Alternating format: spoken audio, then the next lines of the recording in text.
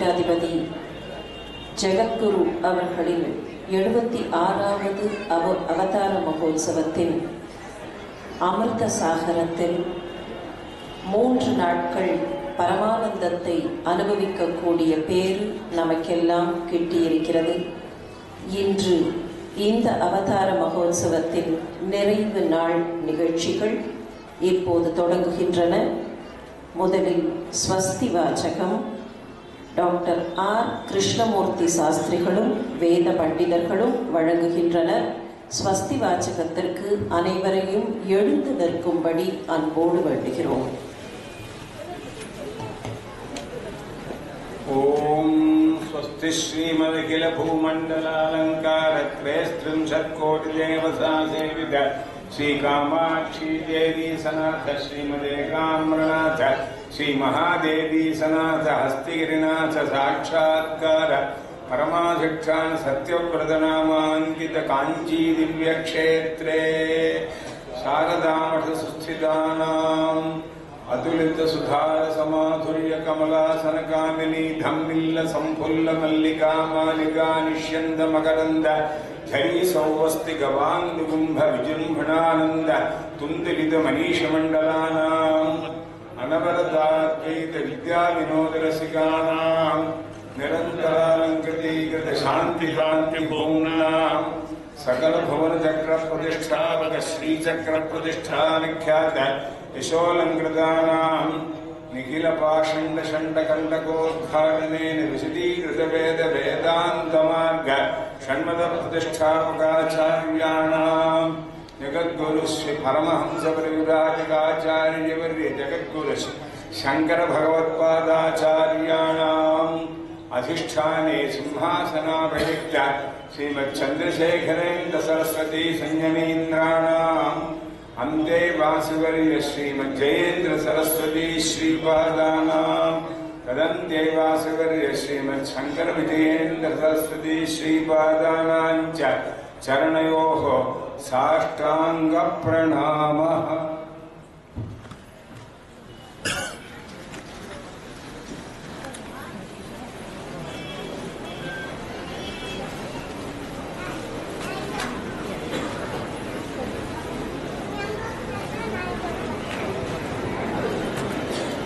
வசுதேவ சுதம் என்றிருந்தாலும், தேவகி பரமானந்தமாக இருந்தாலும், கம்சச்சானூர மர்த்தனமாக இருந்தாலும், கிருஷ்ணருக்கு நிறைந்த புகழ் என்பது ஜகத்குருவாக கீதாச்சாரியனாக நின்றபோதுதான்.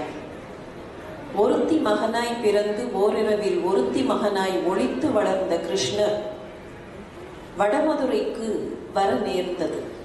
அவர் திரு அவதரித்த இடம் அந்த வடமதுரை என்றாலும் 11 வயசு ஆகும் வரை அவர் வடமதுரைக்கு வரவில்லை. வடமதுரைக்கு வருகிறார். கம்சன் தங்கத்தேரை அனுப்பி அக்ரூரரை அனுப்பி அழைத்து கொண்டு வர சொல்ல நந்தகோபனும் பலராமரும் கிருஷ்ணரும் வருகிறார்கள். கம்ச வதம் கூட முடிந்து விடுகிறது. இதெல்லாம் முடிந்த பின்னர் வசுதேவருக்கு தம்முடைய மகன்தான் இந்த கிருஷ்ணன் என்பதும் தெரிந்து விடுகிறது.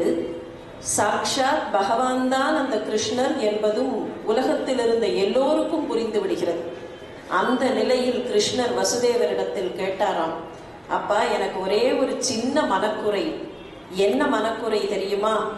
மாடுகள் மேய்க்கக்கூடிய கன்றுகள் பின்னால் ஓடக்கூடிய பாக்கியமெல்லாம் கிடைத்தது. ஆனால் ஒரு குருவினிடத்தில் பாடம் கேட்கக்கூடிய ஒரு வாய்ப்பு கோகுலத்தில் இருந்த போது கிடைக்கவில்லை. என்னை ஒரு குருகுலத்திற்கு அனுப்பி வையுங்கள் என்று கேட்டாராம். சாக்ஷாத் பகவானுக்கே ஒரு குருவினிடத்தில் பாடம் கேட்க வேண்டும், குருவின் சரணார விந்தங்களில் நமஸ்காரம் பண்ண வேண்டும் என்கிற ஆசை இருந்தால் நமக்கெல்லாம் எத்தனை ஜென்மங்களில் நாம் செய்த புண்ணியமோ, எத்தனை ஜென்மங்களில் நம்முடைய முன்னோர்கள் செய்த புண்ணியமோ, ஒரு குருவின் பாதார விந்தங்களில் நமஸ்காரம் செய்யக்கூடிய ஒரு அற்புதமான வாய்ப்பும் அவருடைய அவதார மகோத்சவத்தை கொண்டாடக்கூடிய வாய்ப்பும் கிடைத்திருக்கிறது. இந்த அவதார மகோத்சவத்தின் நிறைவு நாள் நிகழ்ச்சிகளில் நிறைவுரை ஆற்றுவதற்காக வருகிறார் இந்த விழா குழுவின் தலைவரும் சென்னை உயர் நீதிமன்றத்தின் முன்னாள் நீதிபதியுமான ஜஸ்டிஸ் NV பாலசுப்ரமணியம் அவர்கள், ஜஸ்டிஸ் NV பாலசுப்ரமணியம் அவர்களுக்கு திரு மாதவன் அவர்கள் தற்போது பொன்னாடை அணிவிக்கிறார்கள்.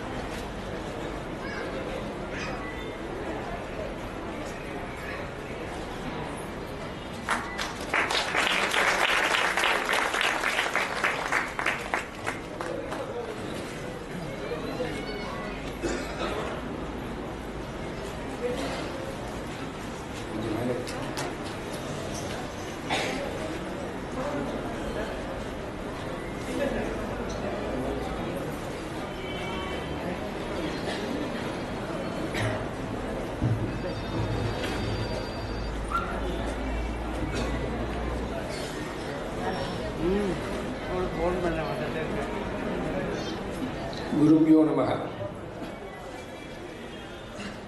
गुरु ब्रह्मा गुरु विष्णु गुरुदेवो महेश्वरः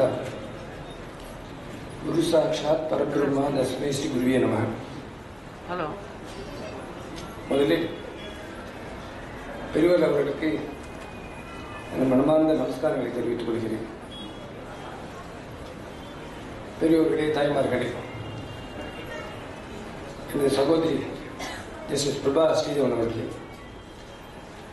உங்கள் அனைவருக்கும் எனது வணக்கங்களை தெரிவித்துக் கொள்கிறேன். பெரியவர் அவர்களின் 76வது அவதார மகோத்சவ ஜெயந்தி 2 நாளாக மிகவும் சிறப்பாக சென்னை சமஸ்கிருத கல்லூரியில் நடைபெற்று வருகிறது. இந்த பூர்த்தி நாளாக இந்த கமிட்டியின் சேர்மனாக நான் என்னை போட்டிருந்தாலும் இந்த கமிட்டியின் உண்மையான சேர்மன் திரு வி. மாதவன் அவர்கள் தான்.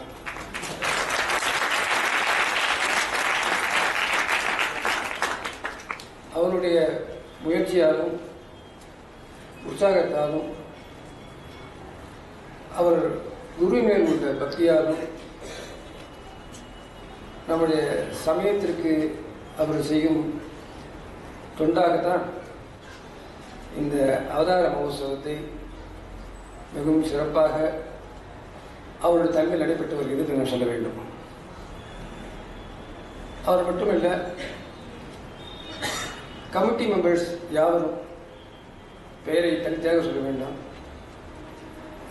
அவர் யாரும் தன்னுடைய நேரத்தை கூட பொருட்படுத்தாமல் ஒவ்வொரு மீட்டிங்குக்கு வந்து தங்களுடைய கருத்துக்களை சொல்லி இந்த விழா எவ்வாறு சிறப்பாக நடைபெற வேண்டும் என்று அவர்கள் தேகத்தால் ஒத்தாழை செய்திருக்கிறார்கள், பொருளால் ஒத்தாழை செய்திருக்கிறார்கள். அவர்கள் யாவருக்கும் எனது கமிட்டியின் சார்பில் மனமான நன்றியை தெரிவித்துக் கொள்கிறேன். இந்த விழாவில் ஓட் ஆஃப் தேங்க்ஸ் என்று ஒரு வழக்கம் கிடையாது.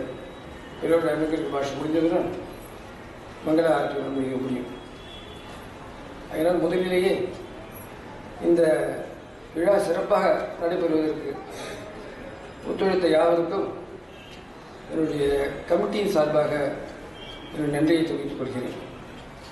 முக்கியமாக இவ்வளவு பெரிய விழா, இவ்வளவு பேர் மிகவும் அமைதியாக அமர்ந்திருக்கிறார்கள். இதை ஒழுங்கு செய்வதற்காக இந்த வாலண்டியர்ஸ் குரூப், முக்கியமாக சேவாதள் குரூப், அவர்கள் பெயரை சொல்லும் பொழுது முக்கியமாக சொல்ல வேண்டும்.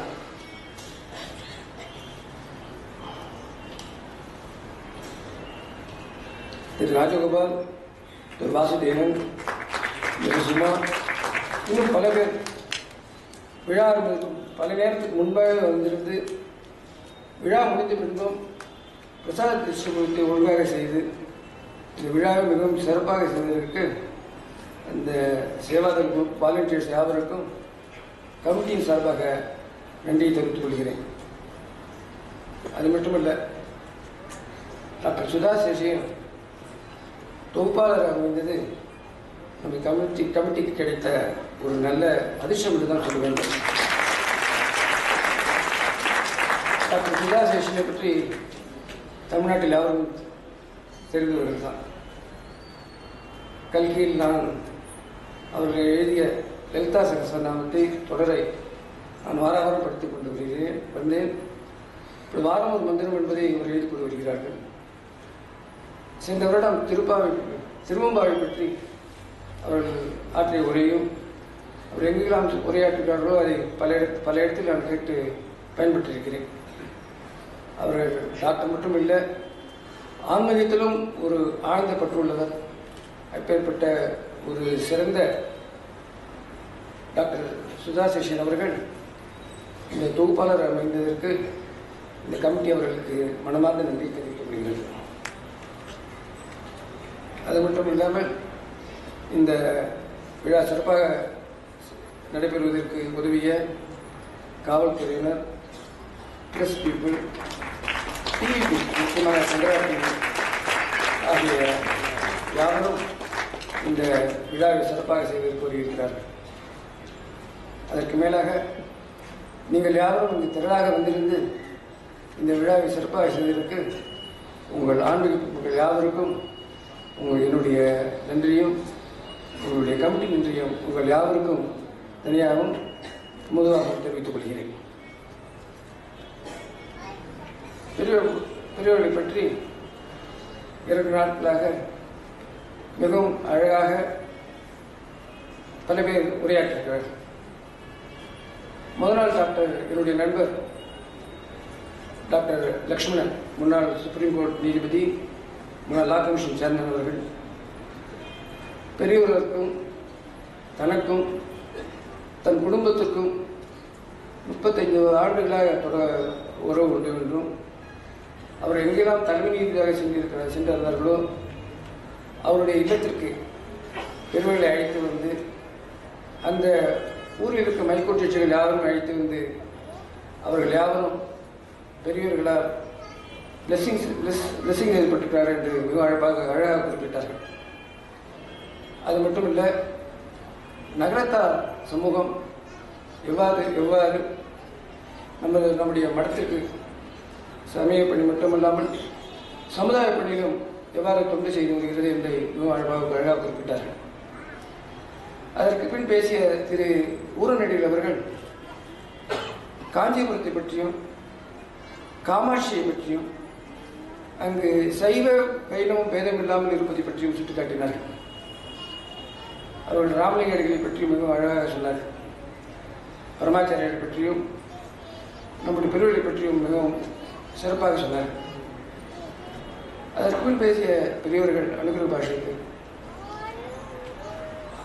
அத்வைத்தத்தை எவ்வளவு சிறப்பாக எவ்வளவு சுருக்கமாக யாருக்கும் புரிய முறையில் அவர்கள் தங்களுடைய அனுகிரக பாஷத்தை மிகவும் அழகாக சொன்னார்கள்.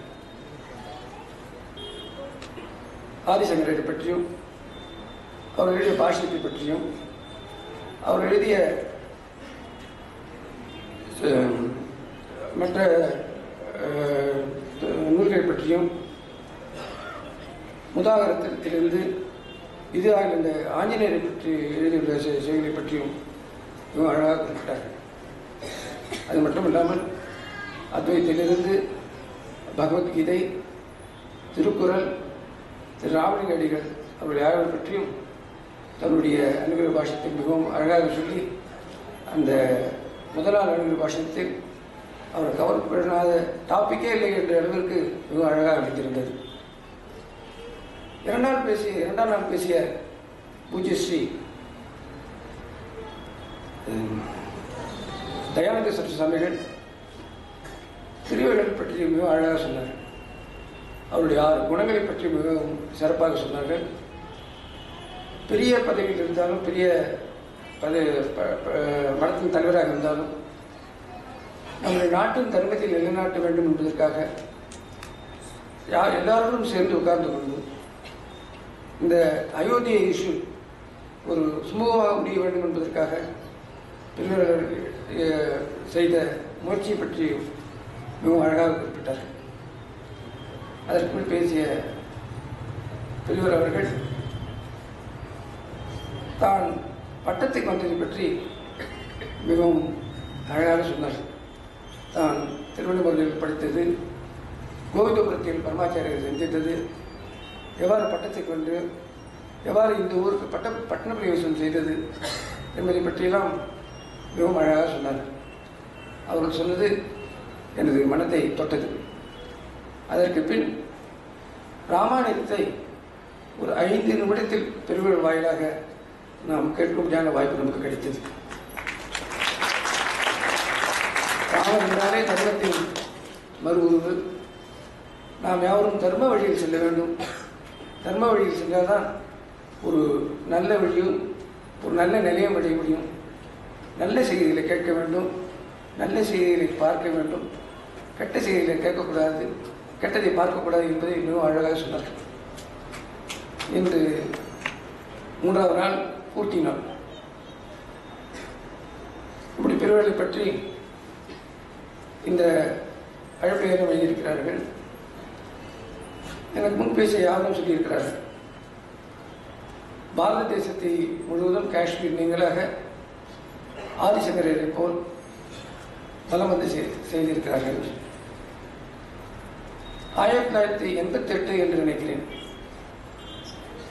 பெரியவர் அவர்கள் என சொந்த ஊர் மாயவரம், அந்த ஊருக்கு வந்தபோது தர்மபுரத்துக்கு விஜயம் செய்தார்கள். அப்பொழுது தருமபுர ஆதீனம் அவர்கள் அந்த விழாவில் பேசும்போது பெரியவர்கள் இந்த பாரத பூமியை சுற்றி வந்ததை பற்றி மிகவும் உயர்வாக சொன்னார்கள். அந்த விழாவில் அவர்கள் சொன்னதை என் மனதில் இன்னும் ஞாபகம் இருக்கிறது. அவர்கள் இந்த பிள்ளையாருக்கும் முருகனுக்கும் பழத்தினால் ஏற்பட்ட சர்ச்சையை பற்றி, முருகன் உலகத்தை சுற்றி வந்ததையும் பிள்ளையார் தன்னுடைய தாய் தந்தை சுற்றி வந்து சொன்னார். அப்படி அவர் சொல்லும் பொழுது உலகத்தை கூட சுற்றிய முருகன் உலக பிரபஞ்சம் பூராவும் தன்னுடைய தாய் தந்தையார் இருப்பதை சுட்டி காட்டுவதற்காக தான் உலகம் பூராவும் அந்த உலகத்தை சுற்றி வந்தார் சொன்னார். அதே மாதிரி பிள்ளையார் அந்த பிரபஞ்சத்தில் இருக்கிற அடக்கம் தன்னுடைய தாய் தந்தை என்பதை சொல்லி அந்த தாய் தந்தையை சுற்றி வந்தார் என்று சொன்னார். முருகனுக்கு தன் தாய் தந்தையரை சுற்றினால் பூரம் என்பது நன்றாக தெரியும். அதே மாதிரி கணபதிக்கும் உலகத்தை எவ்வாறு சுற்ற வேண்டும் என்றும் தெரியும். ஆனால் இவ்வாறு செய்யாமல் இவ்வாறு இந்த கணபதியும் முருகனும் சுற்றி வந்தது ஒரு விஸ்வரூப தரிசனமும் அர்த்ததாம தரிசனம் என்று திரு தருமராஜன் சொன்னார்கள். விஸ்வரூப தரிசனத்தில் இந்த உலகத்தில் பூராவில் இருக்கின்ற எல்லாவற்றையும் பார்ப்பதற்கும், அர்த்தஜாமத்தில் அந்த சிவன் பார்வதியில் எல்லாம் அடங்கி விடுகிறது. அந்த அடங்கி விடும்போது அந்த தரிசனம் செய்தால் எல்லாவற்றையும் தரிசனம் செய்த ஒரு வாய்ப்பு கிடைக்கும் என்று மிகவும் அழகாக சொன்னார்கள். அதேமாரி தான் அந்த விழாவில் திரு தேரூர் ஆதீனம் அவர்கள் பெரியவர் அவர்கள் விஸ்வரூப தரிசனம் செய்திருக்கிறார்கள். அதே மாதிரி அர்த்தஜாம தரிசனத்தையும் செய்திருக்கிறார்கள் என்று மிகவும் அழகாக சொன்னார்கள். அந்த வகையில் தான் பெரியவர் அவர்கள் நம்முடைய பாரத பூமி மிகவும் புண்ணியமான பூமி. பல புண்ணிய கஷேத்திரங்கள், பல புண்ணிய நதிகள், பல பல மகரிஷிகள், பெரிய பெரிய கோயில்கள், புண்ணிய நதிகள் இவற்றை யாவற்றையும் தரிசனம் செய்து வந்தது தனக்காக அல்ல, நமக்காக தான் இந்த பாரத பூமியை அவர்கள் பலம் வந்து சென்றார். நம்முடைய தர்மத்தை காப்பவர்கள் நிலைநாட்ட வேண்டும். தர்மம் இந்தியா பாரதம் புறம் பரவ வேண்டும் என்பதற்காக தான் அவர்கள் தன்னுடைய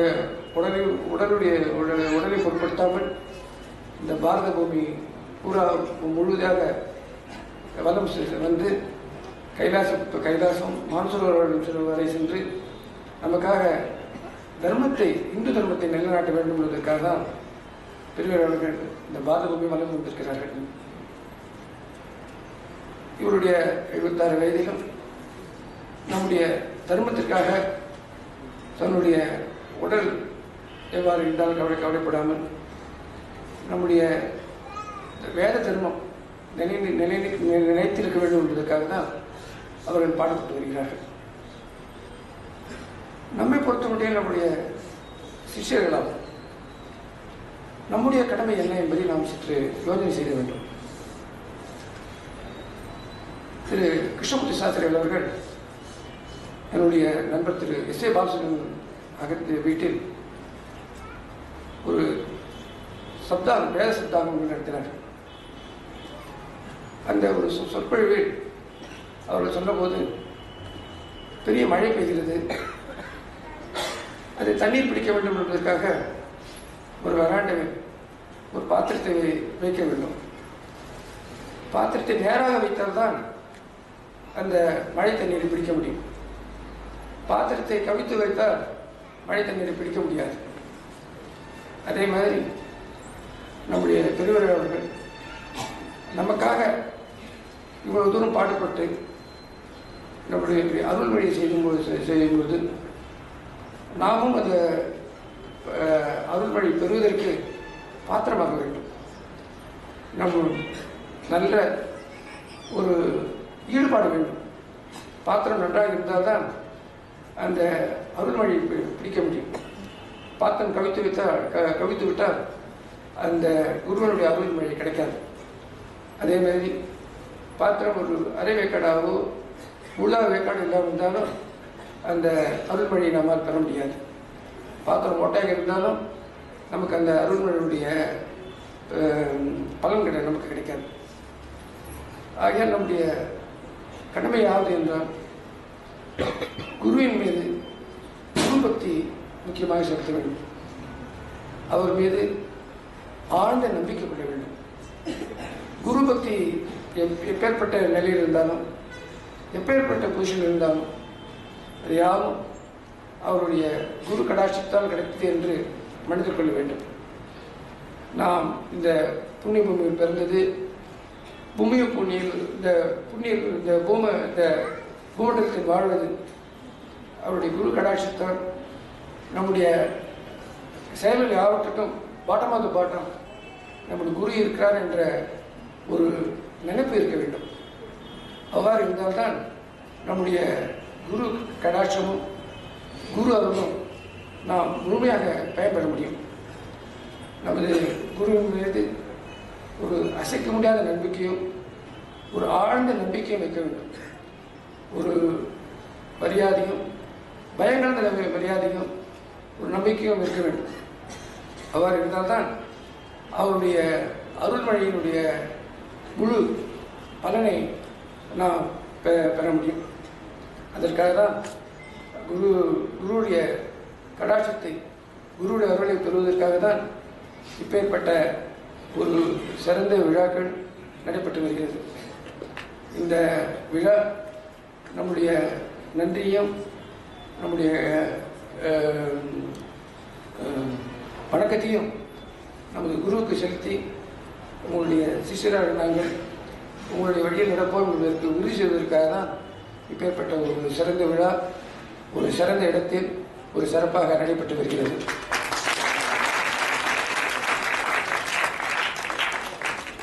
இந்த விழா கமிட்டியின் தலைவராக என்னை போட்டு என்னை முன்னிறுத்தி என் பின்னால் இருக்கும் திரு மாதவன் அவர்களுக்கும் மற்ற கமிட்டி மெம்பர் அவர்களுக்கும் என்னுடைய மனமார்ந்த நன்றியும் வணக்கத்தையும் தெரிவித்துள்ளேன். குருவர்களுக்கு நமஸ்காரத்தை கொடுக்கிறேன். உங்கள் யாருக்கும் என்னுடைய நன்றி, வணக்கம்.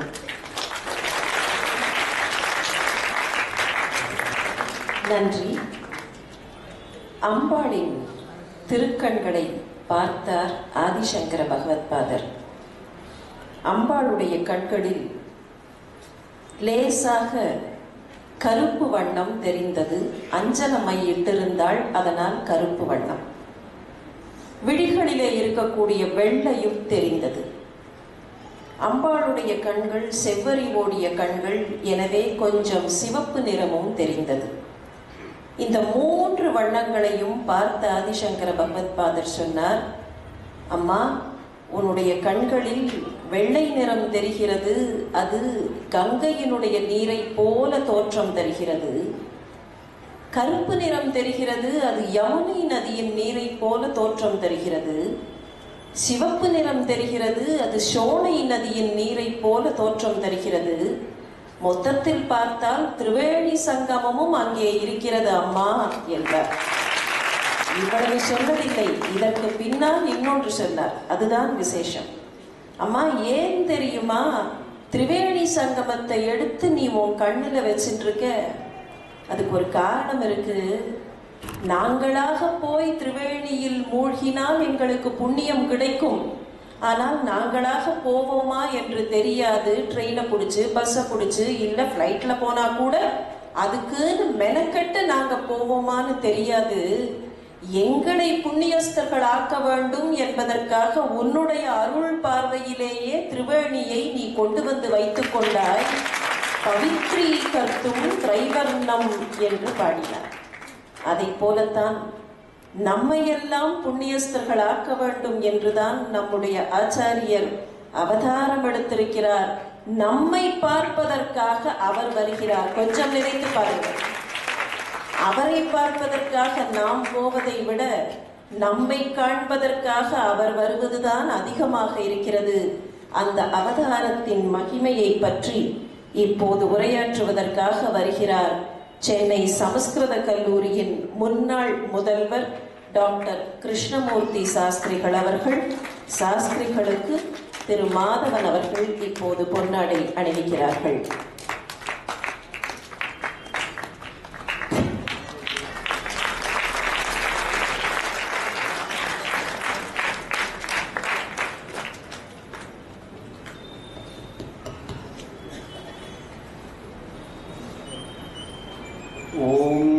ऋषयो मन्त्रकृतो मनीषिणः अन्वैच्छन् देवास्तपसाश्रमेण तां देवीं वाचकं हविषा यजामहे सा नो दधातु सुकृतस्य लोके।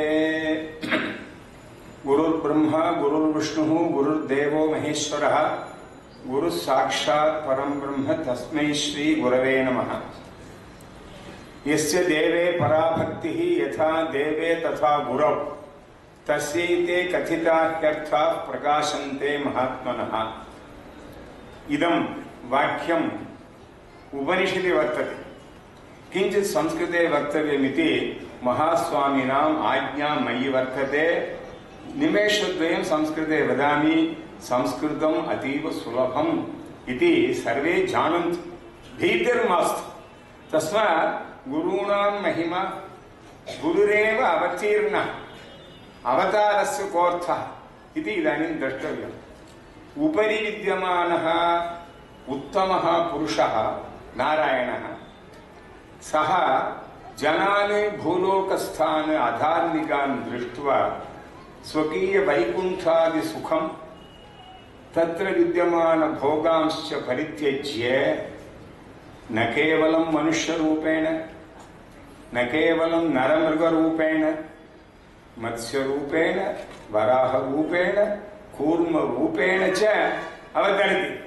एवञ्च भक्तानां परिरक्षणार्थम् ऊर्ध्वं विद्यमानः स्वकीयं सर्वमपि सौख्यं, स्वकीयं सर्वमपि गौरवं यथा श्रीचनेरे उक्तं।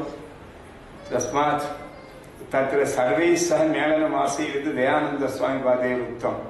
तदेव खलु कर्तव्यम्। उपरि अहं स्थितामि भक्ते इति तु गर्वः गुरौ नैव भवति। गुरुरक्षणं किं? शिष्यहिताय उद्यतः सततं। को गुरुः? अधिगततत्त्वः। शिष्यहिताय उद्यतः सततम्। इतः परम् अस्य विवरणं करोमि। आदिशङ्करभगवत्पाद अष्टोत्तरे नामानि अष्टोत्तरशतानि वर्तन्ते। किञ्चिन् नाम तद् इदानीं प्रत्यक्षतया सर्वदा अनुभूयते प्रसन्नवदनाम्भोजम्।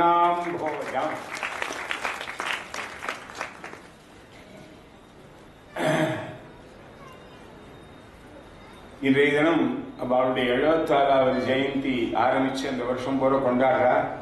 அது கொண்டாட்டங்கள்ல வரக்கூடியதான எல்லா விதமான பயன்களும் தனக்கு குருவுக்கு நேற்றுக்கு சொன்னான். இது மாதிரி யாராவது சொல்ல முடியுமா? நீங்க சொல்லுங்க. குருவுக்கு தங்கத்தேர் ஓட்டி பார்க்கணும். குரு சிஷ்யன்னாலே சாதாரணமா குரு சொன்னதை கேட்கறது சிஷ்யன்னு சாதாரண இருக்கு.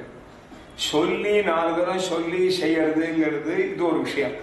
அவ என்ன சொன்னாலோ அது அப்படியே தன்னுடைய சின்ன வயசுல வந்ததுலேருந்து இவ எவ்வளவு குரு பக்தியா இருந்தாங்கிறது ஒரு போட்டோவிலாவது இவருக்கு பக்கத்துல அவர் உட்காந்து நாம பார்க்கவே முடியாது.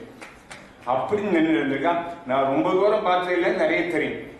அதனால என்னவோ சொல்றதுக்கு முன்னாடியே அவ என்னென்ன நினைக்கிறாளோ அதை செய்யறது, அவ இங்கிதத்தினால என்ன நினைச்சாலோ அதெல்லாம் செய்யறது, அவ செஞ்ச காரியங்கள் எல்லாம் பல மடங்காக டெவலப் பண்றது, இதெல்லாம் இந்த அவதாரத்தோடு பெரிய விசேஷங்கள். பல பேர் அவருடைய குணங்களை சொன்னார். என்னென்ன நடக்கிறதுங்கிறத பார்த்து அதுல தினம் அனுபவிச்சுருக்கிறன்னா அவ என்னென்ன காரியம் பண்ணிட்டு இருக்கா, பெரியவா பண்ணுதான சுவட்டில் அது எவ்வளவு தூரம் வளர்றதுங்கிறத சொல்றதுதான் என்னுடைய ரொம்ப முக்கியமான விஷயம். அதனாலதான் குரு பரம்பராங்கிற இடத்துல அது வரிசையா வர்றது. லீனியன் அப்படிங்கிறது மட்டும் அர்த்தம் இல்லை, பரம்னா சிறந்ததுன்னு அர்த்தம். பராங்கிறது ஸ்ரீலிங்கமா இருக்கட்டும், பரம்பரம் மேல வந்தவாளை விட கீழே வந்தவா ரொம்ப நல்லா இருக்கு. அதனாலதான் மூத்தது மோழை இளையது காளைன்னு கூட நம்ம குழந்தைகள் கூட சொல்லுவாங்க. அதுபோல அவளுடையதான அடுத்த ஆச்சாரியால் அதுக்கு அடுத்த ஆச்சாரியால் வரும்பொழுது எல்லாத்துக்கும் மேல சுப்ரீமாக விளங்கின வாழ்க்கைன்னு வந்தவா எப்படி இருக்காங்கிறத சொல்ல வேண்டிய அவசியமே இல்லை. பெரியவா வாயாலே சொன்னா ஜெயேந்தர் எங்க கை வச்சாலும் பொன்னாகும். ஆதிசங்கருடைய சரித்திரத்துல அந்த துவாதசி இன்னைக்கு ஒரு அம்மா, ஏழை அம்மா தனக்கு நெல்லிக்கனி போட்டாங்கிறதுக்காக கனகதாரா சொல்லி ஒரு தரம் தான் சொர்ண மழை பெஞ்சது. பெரியவா ஒரு 4-5 தரம் சொர்ணம் எல்லாம் ஏற்பாடு பண்ணியிருக்கா மகா பெரியவா. இவாளுக்கு வத்சரே வத்சரே சொர்ண வருஷம். இதெல்லாம் எப்படி பண்ண முடிகிறதுன்னா அவருக்கு இருக்கிற அந்த குரு பக்தி, அதை நல்லா ரொம்ப நல்லா கவனிக்கணும்.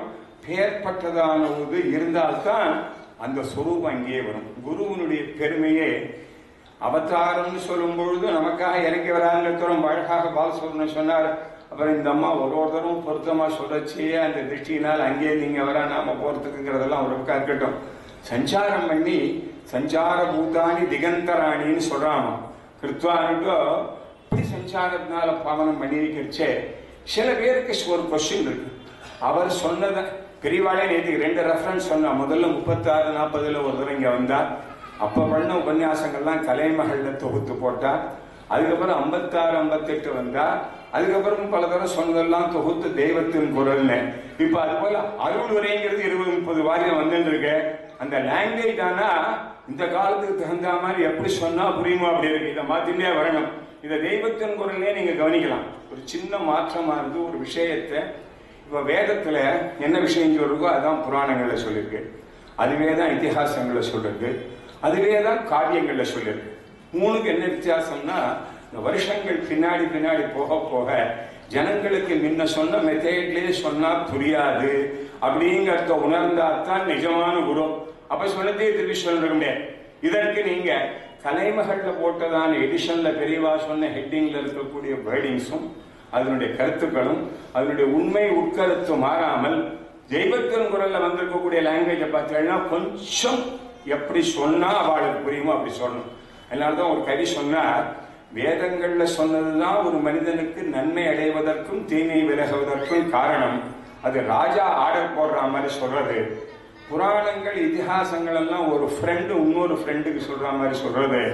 ஆனா காவியங்கள் எப்படி சொல்றதுன்னா கல்யாணம் ஆன புதுசுல மனைவி வந்தோம்னு ரொம்ப இனிவளாகவே நிச்சயமா இருப்பாளான்னு அப்படிங்கிறாள். அவ எப்படி சொல்றாளோ காதுல அது மாதிரி அது இனிமே எப்படி செய்வனோ அப்படி செய்வான்னு இருக்க. காந்தாங்கிறதுக்கு மனைவின்னு மட்டும் அர்த்தம் இல்ல, கமு காந்தம்னா ஆகர்ஷகமாக எப்படி சொன்னால் இவ அதை எடுத்துட்டு செய்வாளோ அந்த மாதிரி லாங்குவேஜ் மாற்றணும்னு வேதம் இதிகாச புராணம் காவியத்துக்குள்ளதான நிலை போல இவாளுடைய தான் இதுகளும் வந்துட்டு இருக்கு. அவர் வேதங்களுக்கு உத்தாரணம் பண்ணணும்னு நினைச்ச காரியம் ரொம்ப நல்லா நடக்கிறது. வேதோத்தாரணத்துக்கு இன்னைக்கு எல்லா பாடசாலைகளும் ரொம்ப நிறைய நடக்கிறது. அதோட மட்டும் இல்ல, முன்ன இருந்த நிலைமையிலேருந்து அப்ப மடத்துல இருந்ததான் நிலைமைக்கு என்ன உண்டோ அதை பண்ணினா. இப்போ இவா என்ன சொல்றான்னா என்ன வேணா கொடுக்கலாங்கடா, அதுதான் அளவே இல்லை. இப்போ ஒரு உதாரணம் சொல்றேன் பாருங்க. சாஸ்திரங்களுக்கு ஒரு ஏற்பாடு பண்ணி நிறைய இடங்கள்ல நடக்கிறது. விசேஷமாக தெனாலியில ஒரு சபா வேதாந்த சபா நடந்துட்டு இருக்கு. இது 20 வருஷமா நடக்கிறது. நான் அதுல பரிசு கொடுத்துருக்கேன், எல்லாம் பாஸ் பண்ணிருக்கேன். அது வேற ஒரு சம்ஸ்தைங்கிற நடந்த போதோ அதுல முழுக்க 12 வருஷம் அல்லது 14 எக்ஸாமினேஷன் பாஸ் பண்ணா 15,000 ரூபாய் கொடுத்துட்டு இருந்தா. இந்த தடவை வேற ஒரு காரணங்கள்னால அந்த சம்ஸ்தையிலேருந்து நம்ம பெரியவா கையில வந்தது. பெரியவா வந்தோன்னு ஒருத்தர் முடிச்சார். அதுவும் அத்வைத வேதாந்தத்துல லட்சுமி குமார சர்மாங்கிறவன் முடிச்சார். இன்னைக்குள்ள நிலைமையில அவரை என்கரேஜ் பண்ணணும், ரொம்ப வரவா குறைச்சலா இருக்கா. அதுவும் இவர் அத்வைதத்துல பாஸ் பண்றதுக்கா 12 வருஷம் கஷ்டப்பட்டு படிச்சவாளுக்கு என்னன்னா, நான் ஒரு அல்பத்தனமா சொன்னேன், பெரியவா ஒரு 50,000 ரூபாய் கொடுத்தா தேவையில்லைன்னு நான் சொன்னேன். நான் தான் சொல்ல முடியும். எனக்கு சிரிச்சுட்டு பெசாம விட்டார். சரி என்ன நடக்க போகுதுன்னு தெரியல, நான் அவர்கிட்ட சொல்லலை, ஏன்னா அவர் என் ஸ்டூடெண்ட் வேற. நான் பெசாம இருந்துட்டேன். அன்னைக்கு அனௌன்ஸ் பண்றதுக்கு பார்த்தா 1,00,000 ரூபாய். நான் 50,000 சொன்ன அம்மா கொடுத்துருக்கலாம் சொல்றது இல்லை, பெசாம ஒரு சிரிப்பு தான். கடைசியில் பார்த்தா அங்கே 1,00,000 ரூபாய்க்கு செக். இது போல வேத சாஸ்திர அபிவிருத்தின்னு அவ்வளவு தூரம் இருக்கா. இப்ப சொல்றா இந்த பையங்க சாஸ்திரத்துக்குன்னு வந்தான்னா என்ன வேணா செய்யலாம், அது ரொம்ப முக்கியமான விஷயங்கிறது இன்னைக்குள்ள நிலைமையில பெரிய பெரியவாளே சக்தித்துவ பூர்த்தி ட்ரஸ்ட்னு வச்சு வேத பாஷ்யம் ஆரம்பிச்சா. வேத பாஷ்யம் ஆரம்பிச்சு போய் நிலங்கள்லாம் வாங்கினா. சில கதை சொல்றேன். அந்த வேத நிலங்கள்லேருந்து வரதுலேருந்து ஏதோ கொடுக்குறதுன்னு வச்சிருந்தா, இருந்தாலும் நிலமாவே கொடுத்தா முதல்ல, அப்புறம் நிலத்தை வச்சு நீ வரணும் பண்ணுவேன். சர்த்தான்னு ஃபர்ஸ்ட் கிளாஸ்ல பாஸ் பண்ண 7,000 ரூபாய் பாஷ்ய ரத்னம்னு ஆரம்பிச்சா. அது இப்படி நீள வந்துட்டே இருந்தது. இந்த 7,000 ரூபாயிலே தான் நீள வந்துட்டே இருந்தது. 54 ஆரம்பிச்சது, நான் 70 முடிச்சேன், எனக்கு 7,000, 90லயும் 7,000, இப்படியே இருந்துட்டே இருக்கச்சே என்னாச்சு, பரீட்சைக்கு வரவா நின்று போச்சு. பரீட்சை பாஸ் பண்ணவாள்லாம் நின்று வருது, ஏதோ சம்பாவனை வாங்கிட்டு போறதுன்னு இருந்தது. ஒரு நாள் டிஸ்கஷன் வந்தது. முடிவுண்டான் ஆஞ்சநேயர் இந்த மாதிரி இருக்கிறவாள்லாம் அங்கே இருந்தா. நானும் அப்போ ஒரு பரீட்சாதிகாரியா இருந்தேன். பெரியவா சொன்னா, இப்போ வேத பாஷ்யத்துக்கு பரீட்சைக்கு பையங்க வரமாட்டேங்கிறாங்க, இப்போ நீ எவ்வளவு கொடுக்குற அப்படின்னா. இல்லை 7,000 ரூபான்னா. இந்த 7,000 ரூபாய் ஆரம்பிச்ச வருஷம் என்ன தெரியுமோ உனக்கு அப்படின்னா. ஆமா உங்க சக்தியத்து 10 வருஷத்துல ஆரம்பிச்சது, எனக்கு இப்போ 96 ஆறுது. இந்த 36 வருஷத்துல பணத்தினுடைய வேல்யூ எவ்வளவு தூரம் ஏறி இருக்கா இறங்கி இருக்கா, நம்பர்ல ஏறி இருக்கு, விஷயத்துல இறங்கி இருக்கு. அதனால பணவீக்கம்னு ஒண்ணு கேள்விப்பட்டிருக்க. ஆகினால அவர் 96ல சொன்னதை சொல்றேன். இப்போ நாம குறைஞ்சபட்சம் 50,000 கொடுத்தாதான் பையங்களுக்கு உற்சாகமா இருக்கும்னு அன்னைக்கு சொன்னார். அப்படி சொல்றாரு. காலப்போக்கில் எல்லாம் பண்ணணும். அவளுக்கு இந்த வேத படிப்பு மட்டும் இல்லாம லௌகிகமாக CA எல்லாம் படிக்க வச்சா நல்லா இருக்கும். அந்த ஸ்கீம் அவ சொல்லி ரொம்ப இம்ப்ளிமெண்ட் பண்ண முடியல. அப்போ இப்போ அதெல்லாம் நடக்கிறது. எல்லா பாடசாலைகளையும் மற்ற பாடங்களையும் நடத்தி கொடுத்து வேதம் கணக்காக என்றும் அதுல இன்னொரு வரியா சொன்னார், CAக்கு தான் பணம் நிறைய வருதோ, இன்னும் பல பேரை பிடிச்சி வச்சிருக்காளப்பா, அதனால இந்த பையங்களுக்கு CA கற்று கொடுத்தோம்னா வேற கொடுக்க. அது வேற இதெல்லாம் நீங்க நடந்த விஷயத்த சொல்றேன். அதுபோல அவ என்ன நினைக்கிறாளோ காலத்துக்கு தகுந்த மாதிரி நம்முடையதான அப்ரோச்சை மாற்றி அது எப்படி செஞ்சா பரிமளிக்குமோ அது மாதிரி செய்யறதுங்கிறது அந்த அவதாரத்துக்கு அப்புறம் இன்னும் கீழ் அவதாரம். இதுதான் இப்ப பெரிய விஷயம். குருவனுடைய பெருமையை பற்றி சொல்லணுமையானால் அதே சொன்ன மாதிரி அமானுஷ சரித்திராத்தியாயனமகான்னு இன்னொரு நாம பிரசன்னவதனாம் பூஜா சொல்லிட்டேன். அமானுஷ சரித்திராத்தியான்னா சாதாரண ஒரு மனிதனுடைய ஹியூமன் லெவல்ல செய்ய முடியாதான பல காரியங்கள். இதில் தான் அந்த கனக வருஷங்கள்லாம் வருது. கனக வருஷம் மட்டும் இல்லை, சிஷ்யாவுடைய அனுகிரகங்கள், சாதாரணமாக இருக்கிறவாளுக்கு கருணை பண்றது, தன்னுடைய சிஷ்யன் முன்னுக்கு வரணுங்கிறதுக்காக எப்பவுமே நினைச்சுட்டு இருக்கிறது. இதெல்லாம் என்ன இருந்தோ அது நீள எல்லா இடத்துக்கும் வருது. இது தவிர சோஷியல் ஒர்க்குங்கிறது ஏதோ இப்பதான் ஆரம்பிச்சதா சில பேர் நினைச்சுட்டு இருக்கா. இல்லவே இல்லை. அப்ப நடந்ததான ரீதியும் இப்ப நடந்த ரீதி ஹைரா இருக்கு. அப்ப பார்த்தா ஆஸ்பத்திரியில போய் ஒவ்வொரு சனிக்கிழமையும் இந்த நடராஜன் MLJ நடராஜன் இருந்தார். இப்ப கூட மனை சமீப காலத்துல இவர் பிரசாதங்கள்லாம் முன்பை தீபாவளி பட்சணம் கொடுக்கறது ஆஸ்பத்திரியில் இருக்கிறவாளுக்கு. ஜெயிலில் இருக்கிறவாளுக்கு ஏதோ தப்பு பண்ணிட்டான்னாலும் அவனுக்கு ஏதோ தீபாவளிக்கோ அல்ல விசேஷ நாடு ஒரு பிரசாதத்தை கொடு, அது போல பண்றது. பிடியரிசி திட்டம் இப்ப படியரிசி திட்டம் இல்ல, மூட்டை அரிசி திட்டமா நடந்துட்டு இருக்கீங்க. அதான் கவனிக்கணும். அப்ப பிடினா இப்ப பிடின்னு சொல்லிட்டோம்னா சரியா வர. எந்த லைன்ல போனாலும் சரி. இது போல ஒரு ஏழைகள் இன்னொருத்தர் ஏதோ ஒன்று சொன்னான்னா பெரியவா ஆசிரமம் வாங்கி கிடைச்ச கலைக்கு போனபோது அவ சரித்திரத்துல நான் படிச்சிருக்கேன். அந்த வண்டி ஓட்டுன்னு வந்தவர் ஒரு முஸ்லீமா. அவன் அப்புறம் ஆசிரமங்கள்லாம் வாங்கினதுக்கு அப்புறம் ரொம்ப நாள் கழிச்சு ஞாபகம் வச்சுன்னு விசாரிச்சாங்க. எதுக்கு சொல்ல வரேன், இந்த மத பேதம்ங்கிறது அங்கே கிடையவே கிடையாது. அதனால அவளும் எல்லா இடங்களுக்கும் தன்னுடையதான உதவி போய் சேரணுங்கிறதும் அந்த கருணை எவ்வளவு காட்டினாலோ அதை விட பன்மடங்காக நடந்து கொண்டே வருதுங்கிறது ரொம்ப பிரத்யட்சமான விஷயம். எல்லாத்துக்கும் மேல வேதம் படிச்சவாளுக்கு உத்தாசம் பண்ணணுங்கிறதான ஸ்கீம்ல அவ லேசா ஆரம்பிச்சதான ஒரு விஷயம் வேத பாட நிதி ட்ரஸ்ட் ஒண்ணும். முதல்ல சம்பாவனைகள் நிறைய பண்ணியாச்சு, அது வேத ரட்ச நிதியை பொறுத்த வரைக்கும். அடுத்தது வேத பாட நிதி ஸ்கீம்ங்கிறது ஆரம்பிச்சதை கேட்ட அண்ணாத்திரை காலத்தை சொல்லணும். படிச்சவா வேதாத்தியனம் பண்ணவாள்லாம் வைதிகத்தை தவிர வேற பொழப்பு இல்லை. வைதிகத்துல அன்னைக்கு இருந்த நிலைமை இன்னைக்கு இருந்த நிலைமை பெரிய விஷயமா இருக்கு. ஏன்னா பெரியவா சொல்லி பல பேர் நிறைய பண்றா, இருந்தாலும் முடியாம ஆயிடுச்சுன்னு வச்சுக்கோங்க. எங்களுக்குலாம் ரிட்டையர்ட் ஆனா பென்ஷன் வந்துருக்கு சௌக்கியமா ஆத்துல. எல்லாத்துக்கும் உழைச்சு வாத்தியார் பண்ணவர் போட முடியாம 10 வயசு 65 வச்சுக்கோங்க. ஒரு கிரகஸ்தனாவது இந்தவங்க புத்தகம் கொடுக்க மாட்டாங்க, கவர்மெண்ட் தான் அதுக்கு வரல. அதனால அவ குழந்தை எல்லாம் என்னமா இருக்கோ ஏதா இருக்கோ அவளுக்கு அரைத்து கஞ்சி கூட எல்லாம் இருக்கேங்கிறதுக்காக பிளான் பண்ணி ஆரம்பிச்சு ஒரு ஸ்கீமை. அது வேத பாட நிதின்னு பேரு. அதுல அவளுக்கு பென்ஷன் கொடுக்குதுன்னு ஆரம்பிச்சா. அன்னைக்கு 30-40 ஆரம்பிச்சது, இன்னைக்கு 1000க்கு மேல பெண்ணுக்கு விசேஷமா வளர்றது. இதுக்கு மேல தன்னுடைய குரு ஆரம்பிச்ச குருவார சதஸ்ன்னு பேரு. வியாழக்கிழமை எத்தனை வித்வான் வந்தாலும் அவ 5 நிமிஷம் அங்க சொல்றது, அவளுக்கு சன்மானம் பண்றது. இது முன்ன எப்படின்னா 5 ரூபாயில ஆரம்பிச்சது. 5, 10, 15. இப்ப 5ன்னாக்கா ரொம்ப அஞ்ச வேண்டிய சமாச்சாரமா இருக்கு. அதுக்கு பக்கத்துல ஒரு 2-3 சைவர் போட்டுக்கணும் இருப்பான். அது மாதிரி போட்டு ஒவ்வொரு வியாழக்கிழமையும் சதஸ் நடந்து 330-40 பேர் குறையாம ஒவ்வொரு வியாழக்கிழமையும் பெறான். இவா ஒரு மாசத்துல பார்த்தா 7 நாளைக்கு வருது. இவா ஜென்ம நட்சத்திரம், பிரிவா ஜென்ம நட்சத்திரம், பாலப்பிரிவா ஜென்ம நட்சத்திரம், அதுக்கு 3. ஆஹா, வியாழக்கிழமை 5 வந்தா அது 5, இது 3. ஒவ்வொன்றையும் 300 ரூபான்னா என்னாச்சு? கணக்கெல்லாம் எடுத்து விடுறேன்னு நினைச்சுக்காங்க. இதெல்லாம் சைலண்டா நடந்துட்டு இருக்கு. இதற்கு மேல இப்ப கொஞ்ச நாளா நான் இப்ப 4 நாள் அங்க தங்கும் போதுதான் தெரிஞ்சது, வேத பாராயணம் எத்தனை பேர் வந்தாலும் சாயந்தரம் அங்க பண்ணிட்டே இருக்க வேண்டியது 1 hour. அன்னைக்கு 150-200 உடனே எவ்வரி டே 365 நாளும். there is no restriction of Vaishnava or Madhva or Smartha. வேத வருஷத்துலயுமே கிடையாது. எல்லாருக்கும் வேதம் ஒண்ணும். வேதோ நித்தியம் அதீயத்தாம்னு அவ என்ன நினைச்சாலும் அன்னைக்கு அவளால பண்ண முடியல. மடத்தினுடைய நிலைமை அவ்வளவுதான் முடிஞ்சு. என்ன முடியல பண்ணா. ஆனா அன்னைக்கு அவர் பண்ணதே நான் பண்றேன் இவர் பண்ணான்னு வச்சுக்கோங்க, ஒரு பையன் தீர்த்து வரமாட்டான்.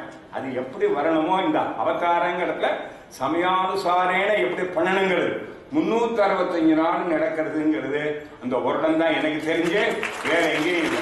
ஏன்னா நான் இப்போ இந்த கிருத்திகா சோமவாரத்தன்னைக்கு போனேன், அன்னைக்கு ஒரு 75 பேர் சொல்லிட்டு இருக்கா. இது ரொம்ப நாளா நடக்கிறதே, ஒவ்வொரு நாளும் நடக்கிறது. இதுல அன்னதானம்னா கேட்கவே வேண்டாம். அதே போல இந்த காலத்துல இந்த பெரியவா ஒரு தரம் விருத்தாசிரமம் வச்சது சரின்னு தோன்றது, இல்லைன்னு தோன்றது. வச்சதுனால நம்ம பேர் பெற்றோன்னு விட்டாலும் வேடிக்கையா சொல்லிருந்தா. இந்த வேடிக்கையா சொல்லாமே ஒழிய யுவா காலத்துல தொற்றடங்கள்லாம் நாம அப்பா அம்மாவுக்கு செய்ய வேண்டிய கடமையை அவ எடுத்துட்டு இந்த விருத்தாசிரமத்துக்கு ஒரு ஏற்பாடு இருக்கு பார்த்தீங்களா, நினைச்சு கூட பார்க்க முடியாது.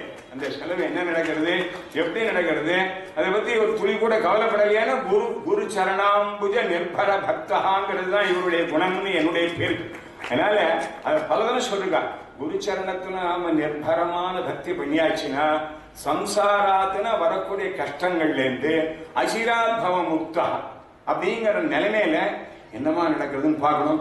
இதற்கு மேல அவ ஷட்ரித்து பூர்த்தியில் ஆரம்பிச்ச அந்த வேத வாஷம் நடுப்புற 90-95 வரைக்கும் 2000 வரைக்கும் கூட படிச்சவாளோட நின்று போச்சு. இப்ப அங்கங்க ஏற்பாடு பண்ணி அடியேன் அதுக்கு ஏற்பாடு பண்ணி இங்க ரிக்வேத பாஷம், எதிர்வேத பாஷம், சாமவேத பாஷம் 22 பேர் படிக்கிறார். ஒவ்வொருத்தருக்கும் மாசம் 2500 ரூபாய் ஸ்டைபண்ட். முன்ன 25 ரூபா படிச்சாக்க 25 ரூபா. 25 2000 ஒண்ணுதான் விளையாட்டா சொல்லலாம், பண்ணி பார்த்தா தெரியாது. இது அனாயாசமா பண்ணி அவளுக்கெல்லாம் ஒரு என்கரேஜ் பண்ணி வெவ்வேறு இடங்கள்ல சாஸ்திரங்கள் எங்கெங்க படிச்சாலும் அவளுக்கு மாசாந்திர தொகை அனுப்பிச்சு வாத்தியாருக்கு ஏற்பாடு பண்ணி இது சிஸ்டமா நடந்துட்டே இருக்கு. இது தவிர ஏழை எளியவர்கள் இதெல்லாம் விசேஷ தர்மம். ஒரு மடத்தினுடைய விசேஷ தர்மம்னு ஒண்ணு, சாமானிய தர்மம்னு ஒண்ணு. ராமாயணத்துல சாமானிய தர்மம் விசேஷ தர்மம் ரெண்டையும் ராமன் கடைபிடிச்சார். தர்மாபூதம்னு ஒரு வியாக்கியானம். அந்த வியாக்கியானத்துல ராமர் முதநாளைக்கு விசேஷ தர்மம் பட்டாபிஷேகம் பண்ணிட்டு ராஜ்ய பரிபாலனை பண்ணணும். அவ்வளவு மக்களும் உங்களை விட பையன் ரொம்ப நாளா பண்ணுவான், நாங்க இதை ரொம்ப நாளா எதிர்பார்த்துட்டு இருக்கோம்னு சொல்றா ராமகுணத்தை பத்தி. ஏன்னா உங்கள்கிட்ட ட்ரெயின் ஆனவோ அதை விட நல்லா இருப்பான். அதான் இங்க பார்க்கணும். ராமன்மார் இருந்த தசரதன்மார் இருந்த பெரியவாட்டேந்து இவாள்லாம் சொன்ன உடனே இச்சாமோகி மகாபாகும் ரகுவீரம் மகாபலம் விஜயன மகதாயாந்தம் உடனே தசரதர் கேட்டா, ஏன் நான் இருக்கிறது பிடிக்கலையோங்க? இல்ல, ஒரே ஒரு தப்பு உங்கள்கிட்ட இருக்கு, இவ்வளவு குணவானான பிள்ளையை பெற்றெடுத்தேன்னு ஆகார், அதுதான் உங்கள்கிட்ட பெரிய தப்பு இல்லை. அப்படி சொல்லி அப்படி பண்ணார். அப்போ அவர் என்ன பண்ணணும்? செங்கோலாட்சி பண்ணி சாஸ்திர தர்மத்துக்காக வந்தவர் அதுதானே பண்ணணும். அதே சமயத்துல ஒரே டயத்துல கான்ட்ராடிக்ஷன். மறுநாள் சாமானிய தர்மம், ஜனன்மாக பிறந்தவா எல்லாரும் பொய் சொல்லாம இருக்கணும், உண்மையை காப்பாற்றணும், அப்பா அம்மா விருப்பத்தை நடத்தணும். இது சாமானிய தர்மம். இது சத்திரியனுக்கு மட்டும் இல்ல, தெய்வத்துக்கு மட்டும் இல்ல. இந்த சாமானிய தர்மம் விசேஷ தர்மம் ரெண்டையும் ஒரே இடத்துல இருந்து பண்ண முடியல. தர்மோபத வியாக்கியானத்தை சொல்ற, சாமானிய தர்ம விசேஷ தர்மயோகோ விரோதே சாமானிய தர்மோ பலியான் இது நியாயா அத்திர வனவாச பிரஸ்தானேன சூச்சியதே. இந்த வியாக்கியானத்துக்கே தர்மோபதம்னு பேர். இப்ப சாமானிய தர்மம் விசேஷ தர்மம் சேர்ந்து பண்ண முடியலையே, ஆனால் விசேஷ தர்மத்தை போஸ்ட்போன் பண்ணி சாமானிய தர்மத்தை நிலைநாட்டணுங்கிறதுக்காக தான் உண்மையா இருக்கணுங்கிறது இல்லை. பிதர்வாக்கி பரிபாலன அப்பா உண்மையா இருக்கணுங்கிறார். துவாமகம் நானுதம் இச்சாமி அவர் சொல்றதுல என்ன, இவர் காட்டு போகாம வந்துட்டாருன்னா வரந்தரேன்னு சொன்ன அப்பா சொன்ன வார்த்தை தப்பா விடுமா? இதுல ஒரு விஷயம், பிதர்வாக்கிய பரிபாலனம் இவர் சத்திய பரிபாலனம் ஒரு பக்கம் இருக்கட்டும், இன்னொரு பக்கம் துவாமகம் அதுபோல பெரியவா நினைச்சதெல்லாம் சத்திய சங்கல்பமா ஆகணுமே நினைச்சு இவா காரியம் பண்ணிட்டு இருக்கான். இதை நான் இது அந்தரங்கமா இருக்கிறவாளுக்கு தான் புரியுமே ஒழிய இது பகிரங்கமா ஆக்கணும்னு எனக்கு எண்ணம் இல்லை. அதனால ஒருத்தர் என்ன நினைக்கிறாரோ அது போல இந்த காஞ்சியில எடிகாஸ்தானமா இருந்து பெரிய வித்யாஸ்தானமா இருந்ததை மறுபடியும் பண்ணணும்னு நான் நினைக்கிறேன்னு சொல்லியிருக்கார். ஆதிசங்கருடைய புகழ ஒவ்வொரு இடத்துலையும் ஸ்தம்பம் வைக்கணும்னு நினைச்சார். எல்லாம் வரிசையா நடந்துட்டாரு. ஒரு இடம் பாக்கியில இதெல்லாம் நேற்று சொன்னதுதான், எல்லாத்தையும் கோத்து வாங்கி சொல்றதுக்காக சொல்றேன்னா அந்த கீர்த்தி ஸ்தம்பம்னா அப்படி வைக்கிறார். எந்த இடமா இருந்தாலும் இவளை அனுப்பிச்சு புகை சொல்லி அது எப்படி நடக்கிறதுன்னா அவரே சொல்றார். நான் போனாக்க சாதாரணமாக இவன் போனா நல்லா நடக்கும், பெரிய ஒரு பிரியம்.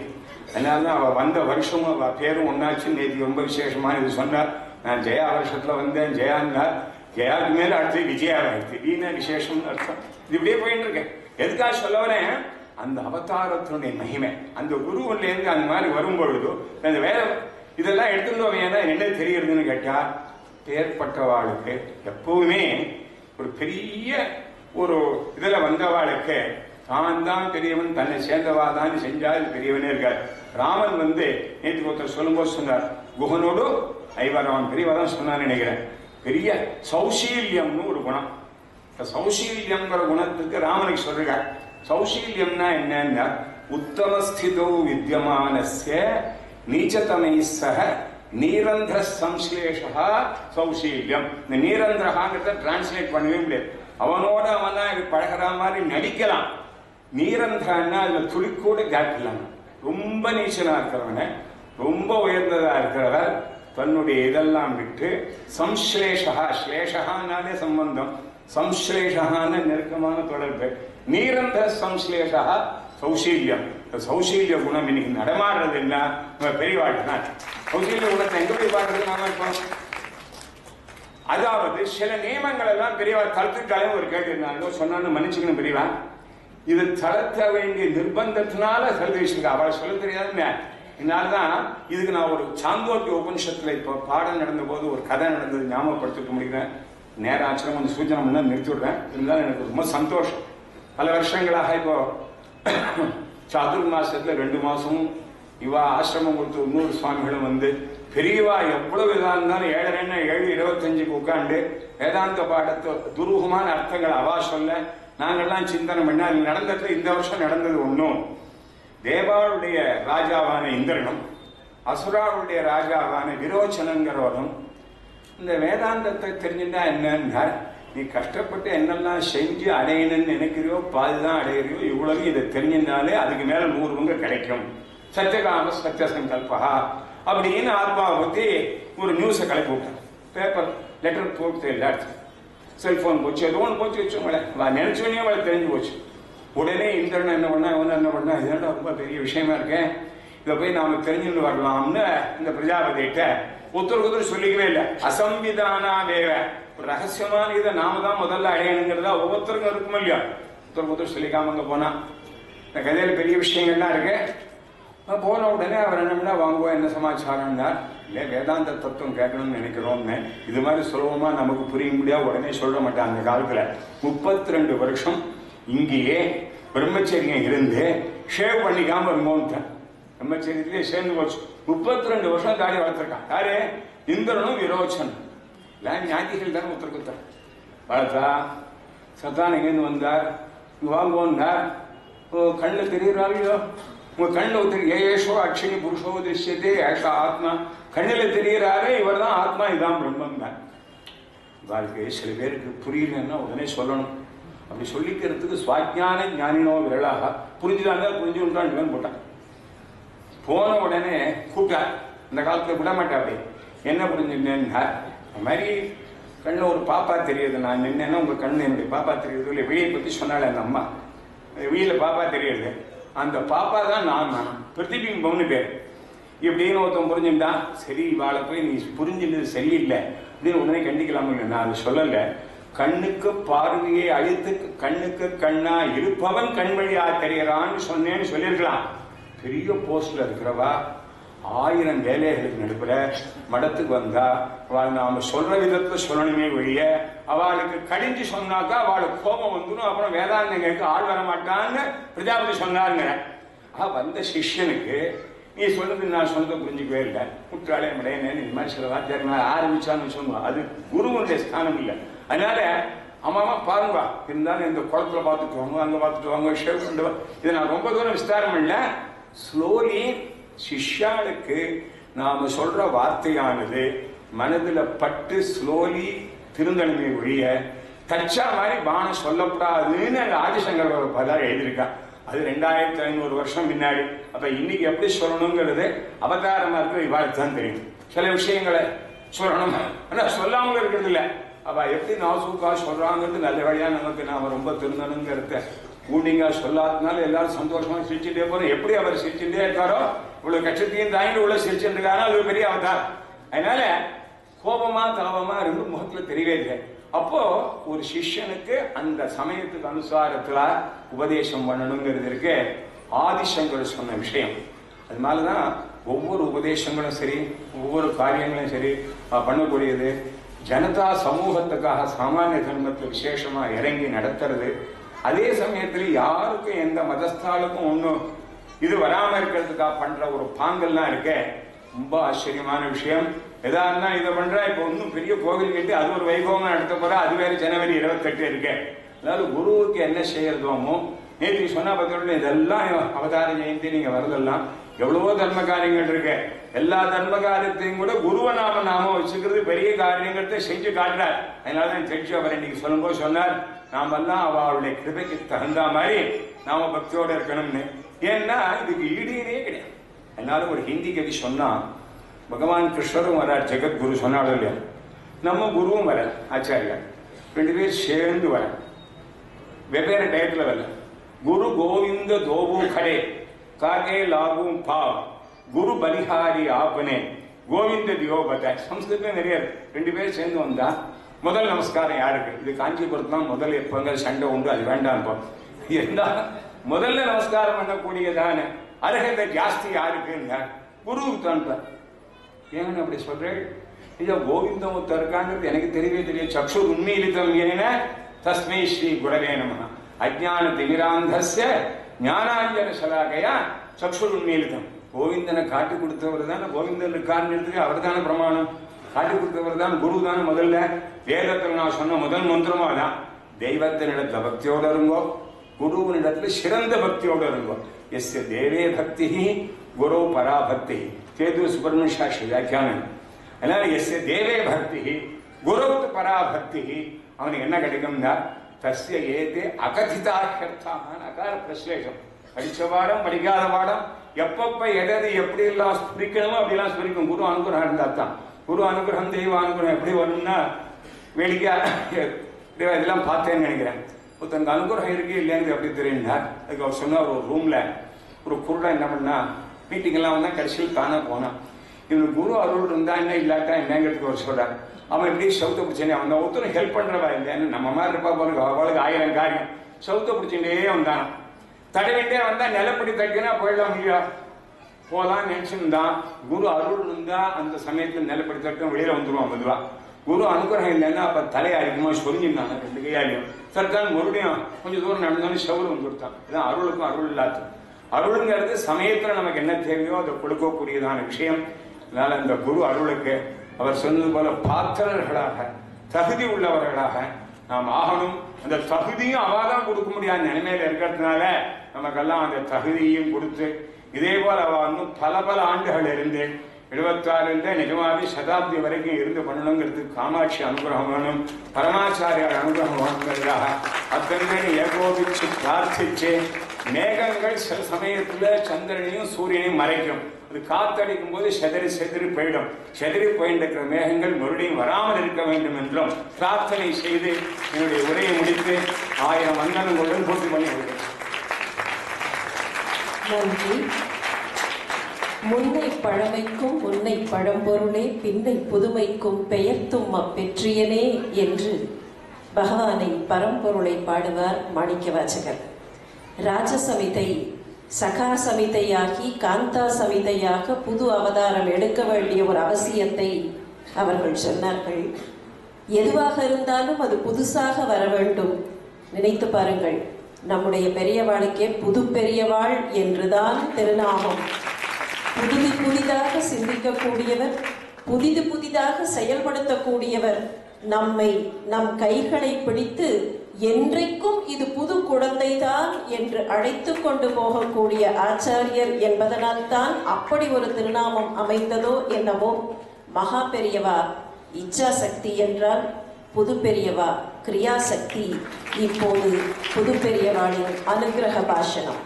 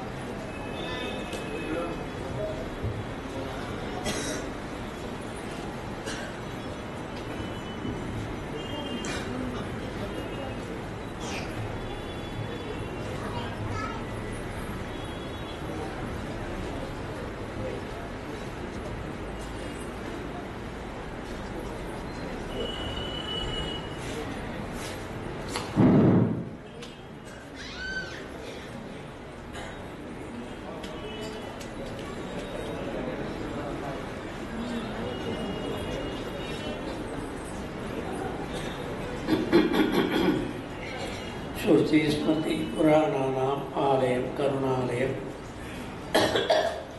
நமாமி பகவத்பாத சங்கரம் லோகசங்கரம் அபார கருணாசிந்தும் ஞானதம் சாந்தரூபிணம் ஸ்ரீச்சந்திரசேகரகுரும் பிரணமாமி முதான்வம். ஜெய் ஜெய் சங்கர், ஹரஹர சங்கர்.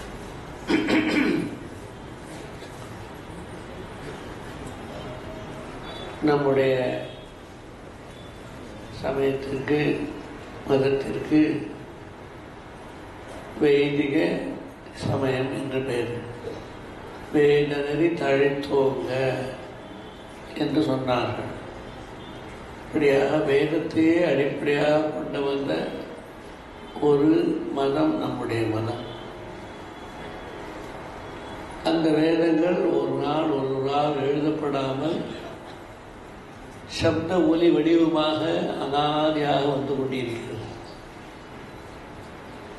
ஒலிகளெல்லாம் ஆகாயத்து மூலம் நமக்கு வருகிறது, நமக்கெல்லாம் தெரியும். ரேடியோ மூலம் டிவி மூலம் கேட்டுக்கொண்டிருக்கிறோம். சப்தத்தை எங்கேயோ பாடுகிறார்கள், அது நம்முடைய வீட்டிற்கு வந்து ரேடியோ மூலம் டிவி மூலம் பார்க்கிறோம், கேட்கிறோம். ஆக அந்த ஒலி எங்கேருந்து வந்தது? ரேடியோ ஸ்டேஷன்ல வந்தால் கூட ஆகாயம் மூலமாக நம்முடைய பெட்டிக்கு வந்து பெட்டி மூலமாக நம்ம கேட்கிறோம்.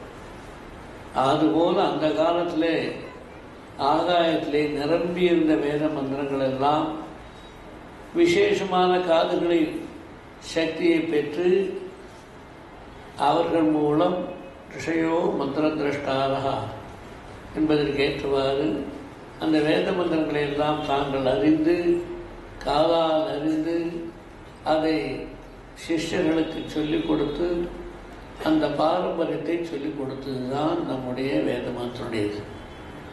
ஆகவே தான் நம்முடைய இந்து சமயத்திலே உள்ள வேதத்திற்கு எழுதாக்கிழவி என்று பெயர். எழுதி படிக்கிறது கிடையாது, பிரிண்டாகி படிக்கிறது கிடையாது, எழுதாமல் கேட்டு கேட்டு வரக்கூடியது நம்முடைய வேதத்தினுடைய விசேஷம்.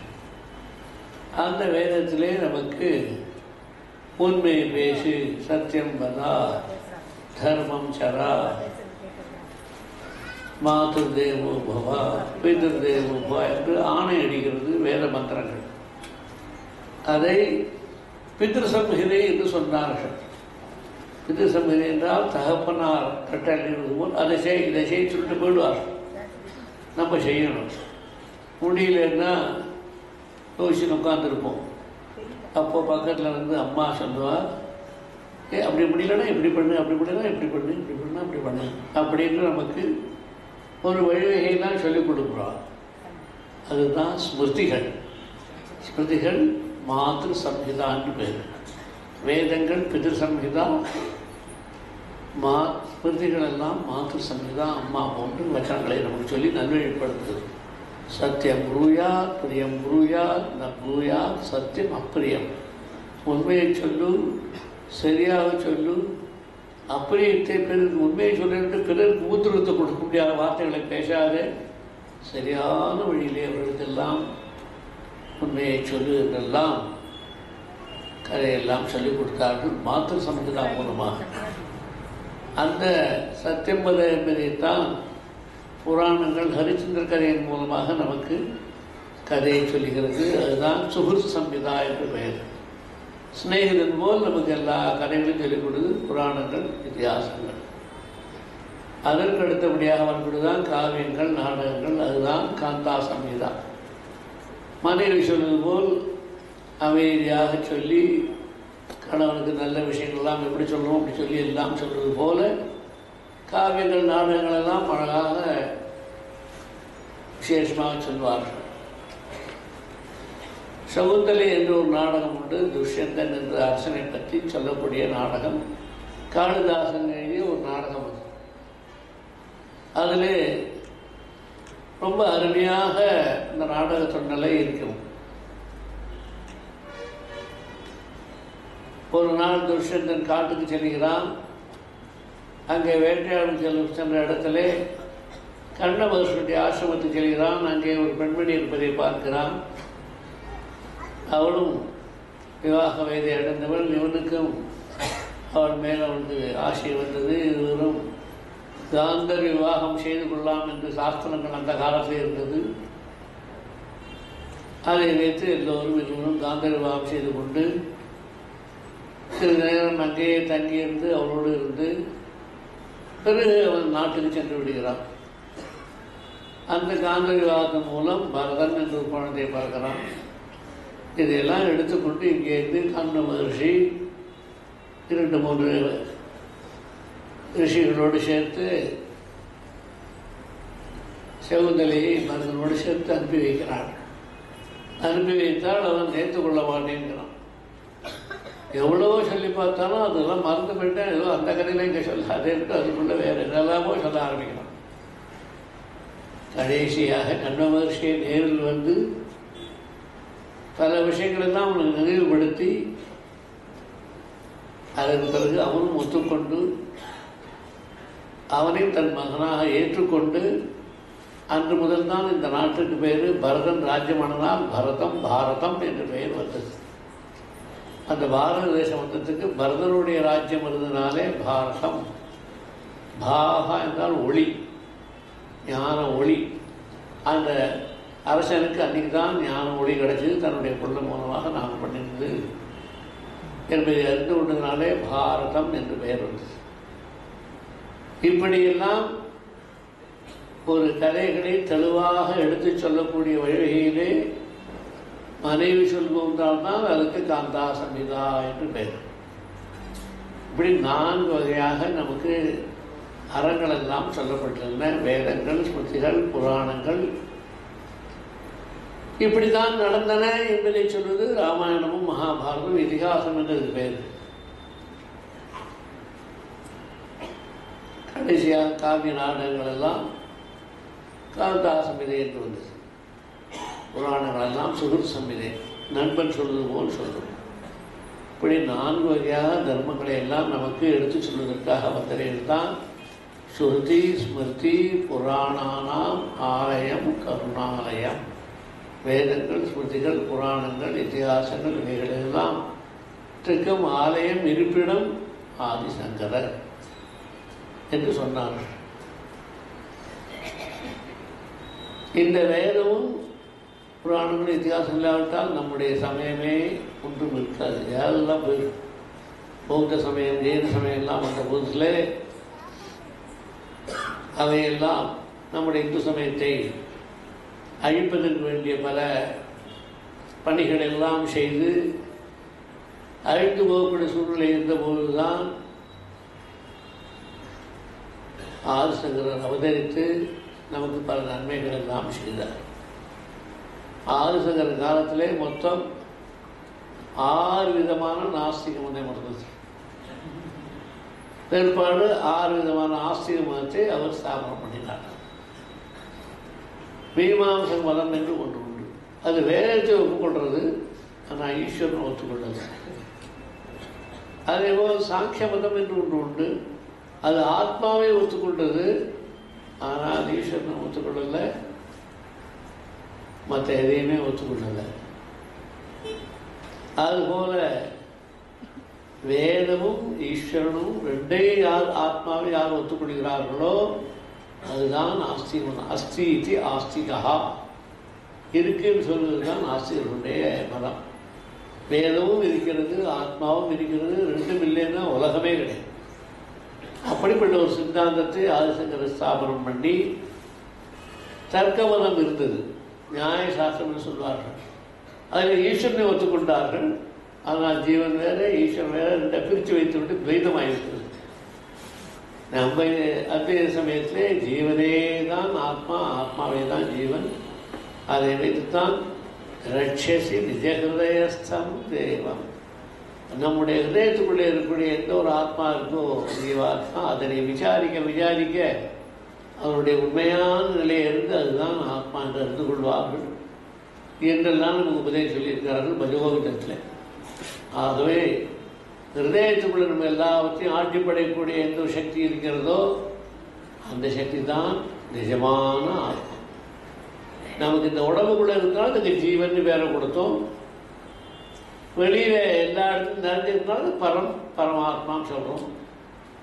சின்ன டம்ளரில் உண்டு, பெரிய டம்ளரில் உண்டு, 2 இடத்துலையும் பால் வச்சுருந்தோம். பிற்பாடு ஒரே பாத்திரத்தில் 2 பாலையும் கொட்டியாச்சு. என்னாச்சு?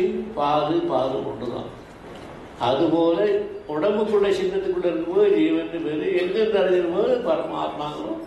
அந்த ஆத்மாவை தெரிஞ்ச பிற்பாடு 2 போய் ஒரே ஆத்மா தான் இருக்கும். ஜீவாத்மாங்களே பரமாத்மாங்களே 2 போய் ஒரே ஆத்மா ஒன்றே ஒன்று தான் இருக்கும். அதுதான் அத்வைத்தம், இரண்டற்றது என்று நமக்கு எல்லாம் ஆதிசங்கரர் நமக்கு உபதேசம் எல்லாம் செய்திருக்கிறார்கள். இந்த உலகங்கள்லாம் இருக்கே, இதெல்லாம் நிஜமா பொய்யா? பொழுதும் கல்யாணம் கார்த்திகாய் குழந்தைகள் எல்லாம் பெற்றுக்கிட்டு உத்தியோகம் போய் சாப்பிட்டு இவ்வளோ வேலை பண்ணுறமே, இதெல்லாம் நிஜமா பொய்யான்னு கேட்டால் சொப்பனம் போல அவனுக்கு நினச்சிக்கோது அப்படின்ட்டு. சொப்பனத்தில் காண்ற வரைக்கும் எல்லாம் நிஜம். சொப்பனம் எது வரைக்கும் கண்டுகிட்டே இருக்குமோ அது வரைக்கும் எல்லாம் நிஜமாகவே நமக்கு தெரியும். மூஷன் வருவான் என்னாச்சு? சொப்பனம் போயிடுத்து, கண்டதும் போயிடுத்து, எல்லாம் போய். அந்த மாதிரி எது வரைக்கும் ஞானம் நமக்கு ஆத்ம ஞானம் வரலையோ அது வரைக்கும் இந்த உலகங்கள்லாம் வியாபகாரிக சத்தியம். அது வரைக்கும் விவகாரம் உள்ள வரைக்கும் சத்தியங்கள்லாம் நிஜம்தான். கயிறை பார்த்து பாம்புன்னு நினைக்கிறோம். பாம்பு நினைக்கும்போது கயிறு ஞாபகம் வராது, கயிறு நினைக்கும்போது பாம்பு ஞாபகம் வராது. 2 ஞாபகம் வந்ததுன்னா அப்போ ஒன்று விரோதம் வரத்துக்கு வாய்ப்பே கிடையாது. அதனால் ஏதோ வளைஞ்சிருக்கு, முன்னாடி ஏதோ பாம்பு பார்த்துருக்கோம், அந்த எண்ணங்கள் மனசில் இருக்குது. வளைஞ்சிருக்கிறத பார்த்து இது பாம்புன்னு வச்சுட்டு பிரமிக்கிறான். லைட்டு கொண்டு வந்து தண்ணியெல்லாம் கொண்டு வந்து அடிக்கிறான்னு வந்து பார்க்குறான், பாம்பை காணுங்க. அடியில் ஏதோ ஒரு வஸ்து இருக்குது, அதை பார்த்தா கடைசியில் கயிறு.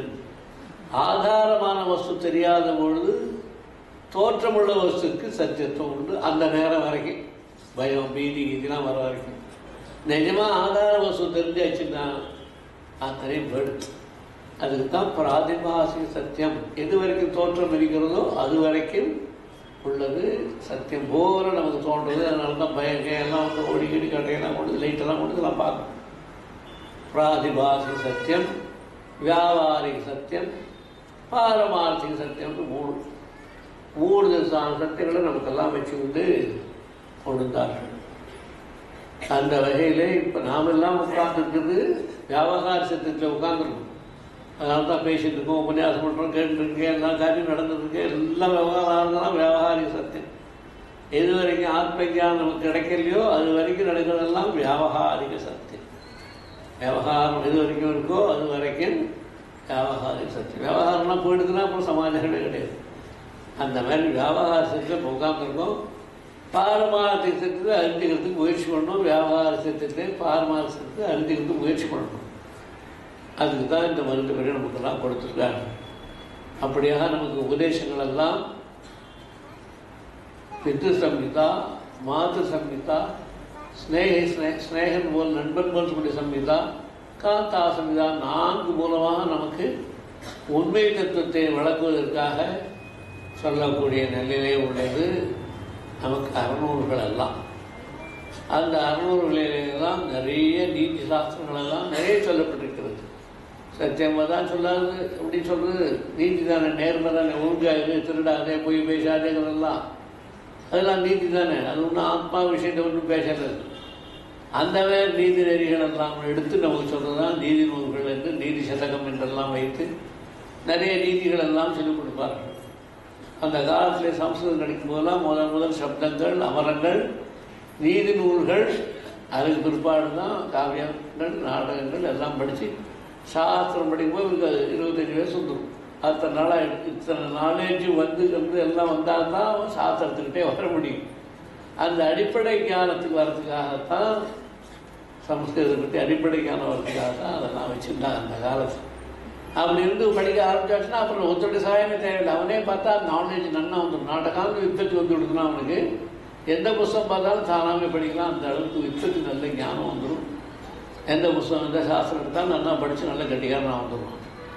அந்த மாதிரிலாம் நம்முடைய வாழ்க்கையை சரியான முறையில் கொண்டு போகிறதுக்கு வேதங்கள், ஸ்மிருதிகள், புராணங்கள், இதிகாசங்கள், காவிய நாடகங்கள் எல்லாம் நமக்கு தந்தாங்க. இதெல்லாம் தான் நம்முடைய வாழ்க்கைக்கு அடிப்படையான நூல்கள். அந்த நூல்களிலே நம்முடைய வாழ்க்கையெல்லாம் அமைத்துக் கொள்ள வேண்டும் என்பதற்காக வந்தவைகள். இந்த வரிசையிலே தான் வேதங்கள் எல்லாம் படிக்க வேண்டும் என்று வேத பாடசாலைகள்லாம் நிறைய வைக்கிறோம். வேத பாஷ்யங்கள் அர்த்தம் தெரிந்து கொள்ளாவிட்டால் அர்த்தம் கிடையாது. நிஷ்காரணேன ஷடங்கோ வேதோ அத்தியேதவ்யா ஞேயஸ்ச. காரணத்தை கேட்காமல், பலத்தை எதிர்பார்க்காமல் 6 அங்கத்தோடு கூடிய வேதத்தை அத்தியனம் பண்ணு என்று சொல்லியிருக்கிறார். 6 அங்கம் என்னென்ன கேட்கும் பொழுது சிக்ஷா, வியாகரணம், சந்தஸ், நிருக்தம், ஜோதிஷம், கல்பம் என்று 6 அங்கங்கள்.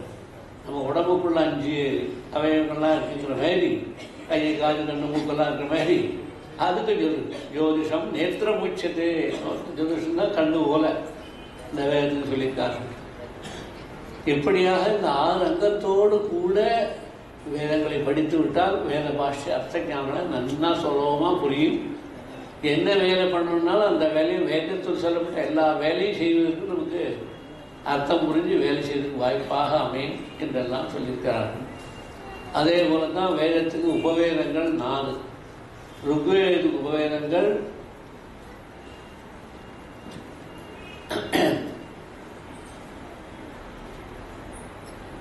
ஆயுர்வேதம்.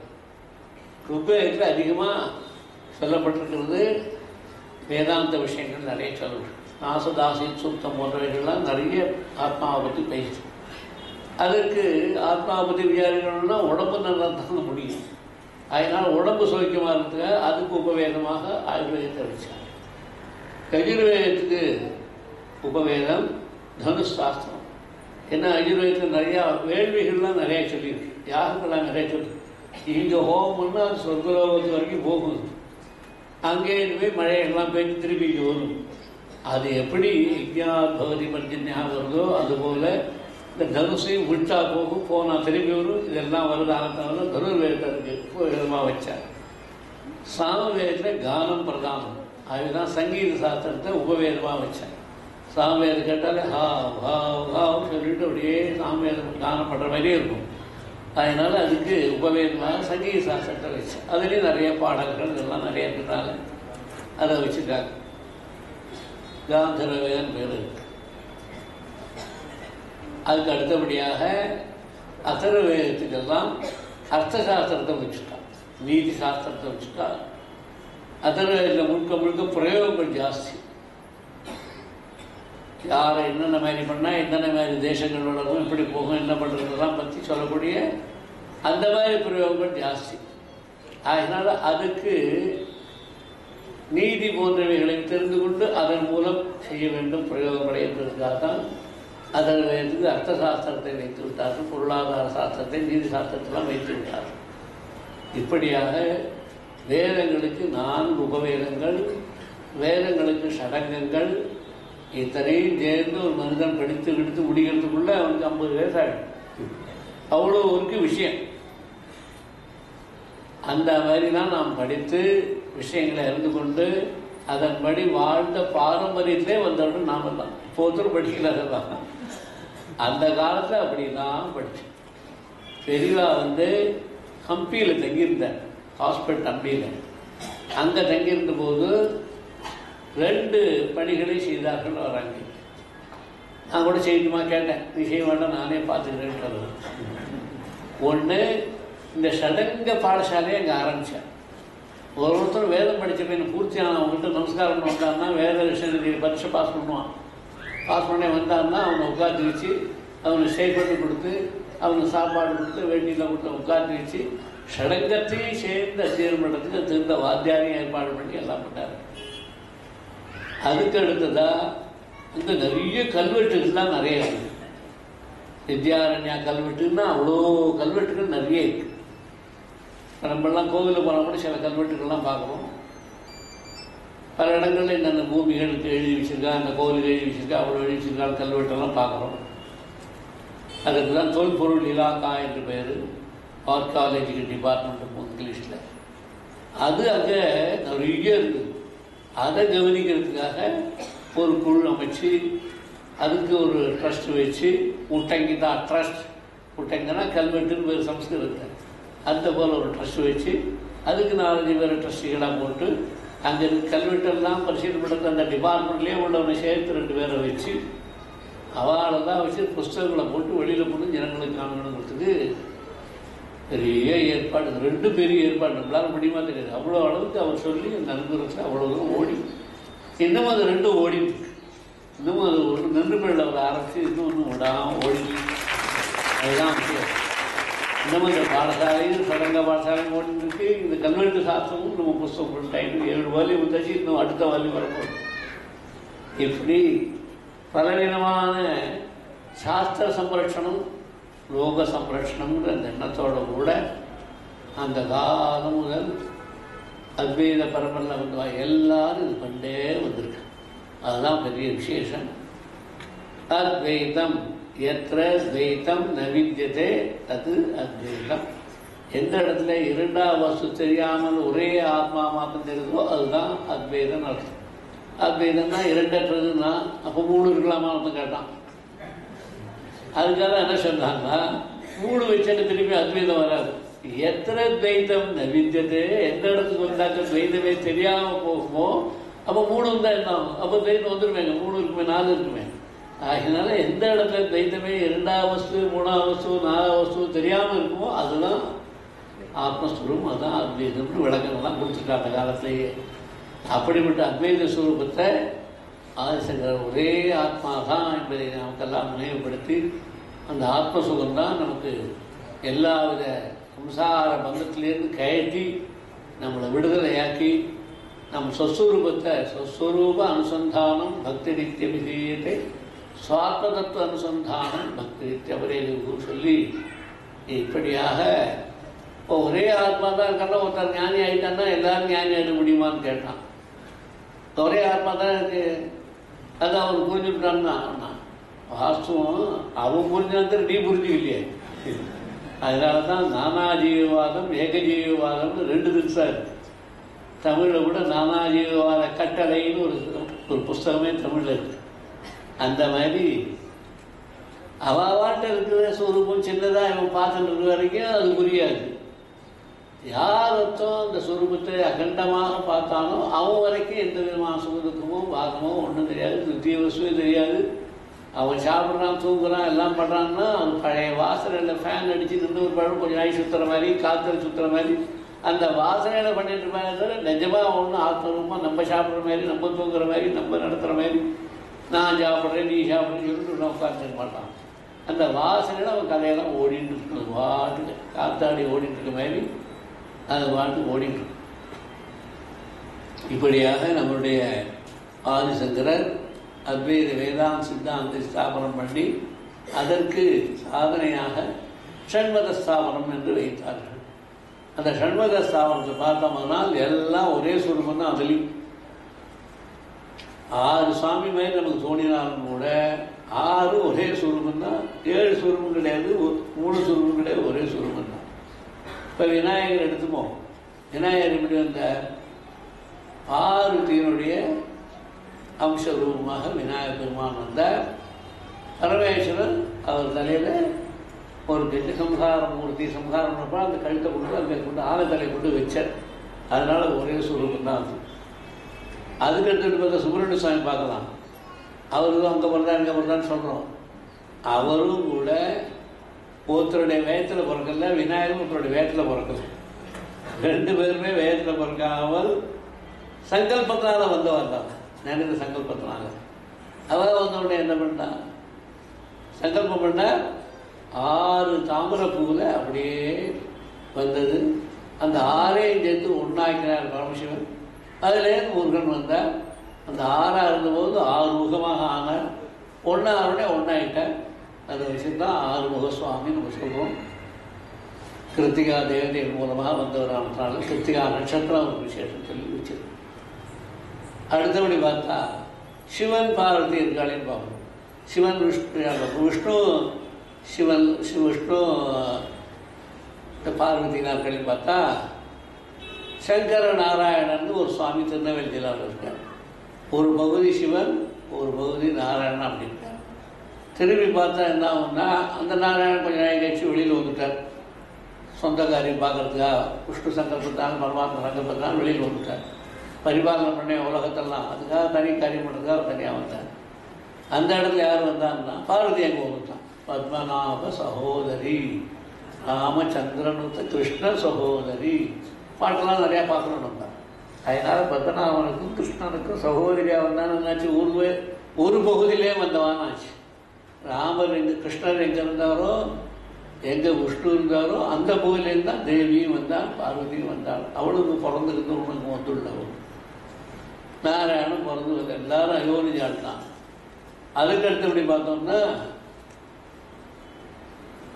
சூரியன் இருக்கார். சூரியன் எப்போதும் ஒளி விட்டுட்டே இருப்பார். சூரியன் நாருடைய பிள்ளைன்னு சொல்லியிருந்தாலும் கூட அவரும் இது மாதிரி யோனிஜமாக வந்து ஒருத்தருடைய வேகத்தில் பிறந்து வரல. ஞானஸ்வரூபேன ஞான தீபேன பாஸ்வதா ஞான பிரகாசமாக அவரே வந்து ஒளி வழிமாக வந்து நமக்கெல்லாம் அருள் பாலிக்கிறது சூரிய வழிபாடு. அப்படி சிவன் ஒருத்தர் இருக்காருன்னா சிவன் தான் பரமேஸ்வர ஸ்வரூபம். சாந்தம் சிவம் அத்வைதம் என்று சொல்லி சாந்தம் சிவம் சிவஸ்வரூபம் தான் சாந்தஸ்வரூபம். அத்வைத ஸ்வரூபம் 2 இடத்துல தானே ஆத்மஸ்வரூபம் அவரே தான் அப்படி வந்தார். பின்ன தலைகளை காது மூக்குக்கெல்லாம் இருக்கேன்னா வடிவம் கொடுத்தா தான் நமக்கு புரியும். கோவிலில் போய் பாருங்க, ஒரு லிங்க வடிவமாக மாத்திரம் தான் இருக்கும். கண்ணு தெரியாது, காது தெரியாது, மூக்கு தெரியாது, வாய் தெரியாது, ஒன்றும் தெரியாது, வெறும் லிங்கமாக இருக்கும். லிங்கம்னா என்ன அர்த்தம்னா காரணம் அர்த்தம். எது காரணம்? மோட்சத்தை கொடுக்கறதுக்கு காரணம். ஞானமிச்சே மகேஸ்வரா. அதனால ஞானத்தை அடையணும்னா பரமேஸ்வரன் உபாசனம் பண்ணால் ஞானமிச்சே மகேஸ்வரா. ஆரோக்கியம் பாஸ்கராதிச்சே. தினம் சூரிய நமஸ்காரம் தான் எல்லா வியாதியும் ஓடிவிடும். ஆரோக்கியம் பாஸ்கராதிச்சே ஸ்ரீமிச்சே பூதாசனா. எவ்வளோ ஹோமங்கள்லாம் நிறையா பண்ணுறோமோ, யாருங்களை பண்ணுறோம், பணம் நிறைய பைசா நிறையா வரும். அந்த காலத்தில் வந்துருக்கு. இப்போல்லாம் எங்கள் ஹோமங்கள்லாம் சத்தையும் இல்லை ஒன்று வந்து போயிட்டு இருக்குது பாரு. அந்த காலத்தில் அப்படின்னா வந்துருக்கு. ஸ்ரீமிச்சே பூதாசனா. ஈஸ்வரா ஞானம் அன்விச்சே. ஞானம் என்ன வரணுமானால், ஆத்ம ஞானம் வரணுமானால், ஞான தீபேன பாஸ்கர வரணுமானால் ஈஸ்வரனை வழிபட்டால் சரியாகும். அதனால தான் தட்சிணாமூர்த்தி இப்படி சின்முத்திரையோடு உட்காந்துட்டு எல்லாரும் ஞான உபதேசம் பண்ணுற மாதிரி இப்படி உட்காந்துருக்கேன். அதனால் இந்த சின்முத்திரையோடு உட்கார்றது 2 விரல் இப்படி தொட்டு தொடாத மாதிரி இருக்கும். ஜீவ பரமாத்மா வேற ஊர் தோணும், விவகார திசையில் நிஜமான நிலையில் ஒன்றா தான் அப்படியே இருக்கும். அதுதான் இப்படி காமிக்கிறேன். 2 போல் தோன்றி ஒன்றாக உள்ளவர் யாரோ அவர் தான் ஆத்மா என்பதாக சொல்லப்படுகிறது. ஈஸ்வரா ஞானம் இச்சே மோட்சம் இச்சே ஜனார்தனா. கிரமமுக்தி வேணும்னா வைகுண்டம் போகணும், அங்கே போகணும், கைலாசம் போகணும், அங்கே போகணும். கிரமமுக்தி வேணும்னா காசியில் போகலாம், காஞ்சிபுரத்தில் போகலாம். 6 மோட்ச கஷேத்திரம் இருக்கு. அந்த 6-7 கஷேத்திரத்தை சென்று போயிட்டாக்க அயோத்தியா, மதுரா, மாயா, காஷி, காஞ்சி, அவந்திகா, புரி, துவாராவதி தெய்வ சப்தேதே 7 மோட்ச கஷேத்திரம். அயோத்தியா ராமர் பிறந்த ஊர், மதுரா கிருஷ்ணர் பிறந்த ஊர், அயோத்தியா, மதுரா, மாயா. மாயா தான் ஹரித்வார்னு பேர். அங்கே தான் கங்கை பூமியில் வருது. மேலே மாயா தேவி இருக்கா. அதுக்கு இது மேலே போகலாம். ஒரு பல்லக்கு மாதிரி ஒன்று போகும் எலக்ட்ரிக்கில், அது மேலே ஏறி போய் மாயாதேவி பார்த்து வருவாங்க. அயோத்தியா, மதுரா, மாயா, காஷி பிரசித்தமான ஊர், நமக்கெல்லாம் தெரிஞ்ச ஊர். அங்கே போகிறதுக்கு காரணமே, அங்கே போகிறதுக்கு காரணமே அசி வருணையோர் மத்தியே காஷி. அசியும் வருணான் 2 நதி ஓடுது, அது மத்தியில் இருக்கிறது தான் காஷின்னு பேர். காஷ்யாம் ஹி காஷதே காஷி, காசி சர்வ பிரகாஷிகா, சா காஷி விதிதாயேன தேன பிராப்தா ஹி காஷிகா. அந்த காஷிக்கு போய் ஒரு காஷியில் பகவான் விஸ்வநாதர் இருக்கிற ஒரு தரிசனம் பண்ணால் போகிறோம், கங்கா ஸ்நானம் பண்ணால் போகிறோம். அவருடைய உண்மையான சொல்றது மருந்து விட்டோம்னால் நாமும் காஷிக்காவாக ஆகிடுவோம், காஷி சுரூபமாக, பிரகாஷ சுரூபமாக, ஞான சுரூபமாக ஆகிடுவோம். ஆக கிரமமுக்திக்கு இந்த க்ஷேத்திரம்லாம் சொல்லிவிட்டு அயோத்தியா, மதுரா, மாயா, காஷி, காஞ்சி. காஞ்சி நம்ம தட்சிண தேசத்தில் இருக்கிறது. இது ஜீவன் முக்தி புரி. பாக்கியெல்லாம் செத்து போனப்பாடு மோட்சம், ஜீவன் முக்தி புரி இந்த காஞ்சி. அதான் ஆதிசங்கர் அங்கேயே இருந்து ஜீவசமாதியாக இன்றைக்கும் நமக்கெல்லாம் அருள் பாலிச்சு கொண்டே இருக்காருங்க. ஏன்னா செத்து போனப்பாடு வருதுங்கிறது நமக்கு தெரியுமோ தெரியாது. நம்பிக்கை இருந்தால் நம்ம உட்காந்து செத்து போகணும். இது ஜீவன் முக்தி ஆனதோடு நமக்கு எல்லாரும் நல்ல அனுபவத்தை தெரியும். ஏன்னா மற்ற ஊர்லெல்லாம் வர அபயங்கள்லாம் இருக்கும். உனக்கு கேட்டதெல்லாம் தரேன், உனக்கு பயத்துலேருந்து காப்பாற்றுறேன் அப்படின்லாம் வர அபயங்கள்லாம் வச்சுட்ருக்கோம். பாஷாங்குஷம் வச்சுருக்கோம். எல்லா சாமியும் அப்படி தான் 4 கை வச்சுருக்கோம் இருக்கும். இல்லை 2 கை இருக்குவா, அது பாஷாங்குஷம் இருக்காது, வெறும் வர அபயம் மாத்திரம் பாடம் இருக்கும். 4 கை உள்ளவர்களுக்கு பாஷாங்குஷம் வர அபயம் இருக்கும். இங்கே மாத்திரம் அப்படி கிடையாது. வர அபயமும் கிடையாது, பாஷாங்குஷமும் கிடையாது. பின்ன என்னதான் இருக்குன்னா மனோரூப இச்சு கோதண்டா. மனசாக கட்டுப்படுத்துறதுக்கு அது கரும்பு வில்லு போல மனசு இருக்கு. கரும்பு ருச்சி சாப்பிட்டா ஆனந்தமாக இருக்க தவிர கடிச்சு தின்னாங்க பல்லெல்லாம் படும். அது மாதிரி அந்த ருச்சிக்கு மேலே ஆயிரக்கணக்கான ஆனந்தம் கொடுக்கக்கூடியது மனசால் நினைக்கப்படுது. மனோரூப இச்சு கோதண்டா. பஞ்ச தன்மாத்திர சாயக்கா. 5 தன்மாத்திரைகள். அதுக்கு என்ன வச்சுருக்கா? பஞ்ச புஷ்ப பானங்கள் வச்சுருக்கா. புஷ்ப பானங்கள் எவ்வளோ வச்சுருக்காளோ அவ்வளோ வாடி போயிடும். இந்த இந்திரியங்கள் மூலம் வரக்கூடிய சுகங்களெல்லாம் அழிஞ்சு போயிடும். மனசு மூலமாக வரக்கூடியதுலாம் அப்படியே கற்பனையில் ஓடிவிடும். ஆனால் ஆனந்தம் மாத்திரம் மனசால் தான் நமக்கு அனுபவிக்க முடியும். இந்த 2 நிலை இருக்கு. பாஷம் ஆசையெல்லாம் அழிச்சிடும். அங்குஷம் அகங்காரத்தை நான் சொல்கிற அகங்காரத்தை அழிச்சிடும். இது 4 போயிட்டு நகையாக இருக்கணும். அவன் தான் ஜீவன் முக்தன். ஆசையும் இல்லாமல், அகங்காரம் இல்லாமல், இந்திரிய விக்கிரகங்கள்லாம் திரட்சசி நிஜஹதேஸ்த குருச்சரணாமுஜ நிர்பர பக்தா சம்சாரா லச்சிராத்பவ முக்தா சேந்திரிய மானச நியமா தேவம். இந்திரியங்களெல்லாம் கட்டுப்படுத்தினா தான் அது வரும். அதுக்காக தான் மனசு இந்திரியங்கள்லாம் கட்டுப்படுத்துகிற சௌரத்தோடு அந்த அடையாளத்தை வச்சு அப்படியே இருக்காங்க. அப்படிப்பட்ட ஒரு சுரூபம் காமாட்சி त्वदन्य पाणिभ्याम अभय वरदो दैवतगण त्वमेका नैवासि प्रकटित वर अभीत्य विनय भयात् त्रातुं दातुं फलमुपि च वाञ्छासमधिकं शरण्ये लोकानां तवहि शरणावेव. நீ விரும்புகிற பலத்துக்கு மேலே எல்லா பலத்தையும் உன்னுடைய திருவடியிலே இருக்கு. அந்தபடி விசேஷம் உள்ள அந்த உன்னுடைய திருவடியை கும்பிட்டாலே போதும் உனக்கு ஜீவன்முக்தி கிடைக்கும், எல்லா பலனும் கிடைக்கும். விரும்புகிற பலம் தான் கிடைக்கும், விரும்புறதுக்கு மேல் உள்ள பலமும் கூட கிடைக்கும். தவகி சரணாவேவ நிபுணோ, உன்னுடைய திருவடியே நீ வாஞ்சாசம் அதிகம், விரும்பிய பலத்துக்கு மேலே உனக்கு கொடுக்கக்கூடிய சக்தியெல்லாம் காதுக்கு இருக்கு அப்படின்னா அதனால தான் ஜீவன் முக்தின்னு. மற்ற 6 க்ஷேத்திரங்கள் செத்து போன ஒருபாடு. இந்த காஞ்சிபுரம் மாத்திரம் ஜீவன் முக்தி க்ஷேத்திரம் ஆதிசங்கர் அந்த காலத்திலேருந்து இருக்கு. நம்ம பெரியவா வரைக்கும் இன்னைக்கு ஜீவசமாதி அங்கேயே நமக்கு அனுகிரகம் பண்ணிட்டே இருக்காங்க. அவர் சமாதி எத்தனை முடிவு பூஜா கிடையாது, இன்னும் இருந்துருக்காரு. அதனால ஜீவசமாதியை அங்கேயே கொண்டு இருக்காரு. அதனால தான் பல பேருக்கு இன்றைக்கும் சோப்பனத்தில் வந்து அதை சொல்லிட்டு அதை கொடுத்தா அதை கொடுத்தா அதை வந்து நிறையா தமிழ் கிட்ட வந்து கொடுத்துட்டே இருக்கா. எல்லாரும் வந்து அரிசி போடுற சாப்பாடு போடுற பாசத்தை கொடுக்குறாரு அப்படி கொண்டு கொடுத்துட்டே இருக்கா. அன்றைக்கி ஜீவசமாதி அதனால தான் இப்படியாக அயோத்தியா, மதுரா, மாயா, காஷி, காஞ்சி, அவந்தியான உஜ்ஜயினி, மகாகாளேஸ்வரர் சிவனுடைய க்ஷேத்திரம். அங்கே பஸ்மா தான் விசேஷம். பஸ்மத்தை தான் ஆர்த்தியாக பண்ணி எல்லா நாட்டுக்கும் நமக்கும் கொடுப்பார். அவர் தான் சம்ஹாரமூர்த்தி, அஜ்ஞானத்தெல்லாம் அழிக்கக்கூடிய மூர்த்தி, அறியாமையெல்லாம் அழிக்கக்கூடிய மூர்த்தி. அது பரம்பரா முக்திக்கு அதுவும் ஒரு க்ஷேத்திரம், கிரமமுக்திக்கு அதுவும் ஒரு க்ஷேத்திரம். அயோத்தியா, மதுரா, மாயா, காஷி, காஞ்சி, அவந்திகா, புரி, துவாரகாவதி, கிருஷ்ண பகவான் ராஜ்யபாரம் பண்ண இடம். அந்த க்ஷேத்திரத்துக்கு நாமெல்லாம் சேர்த்து போனோம்னா நமக்கு நல்ல கதி கிடைக்கும்னு 7 க்ஷேத்திரங்கள்.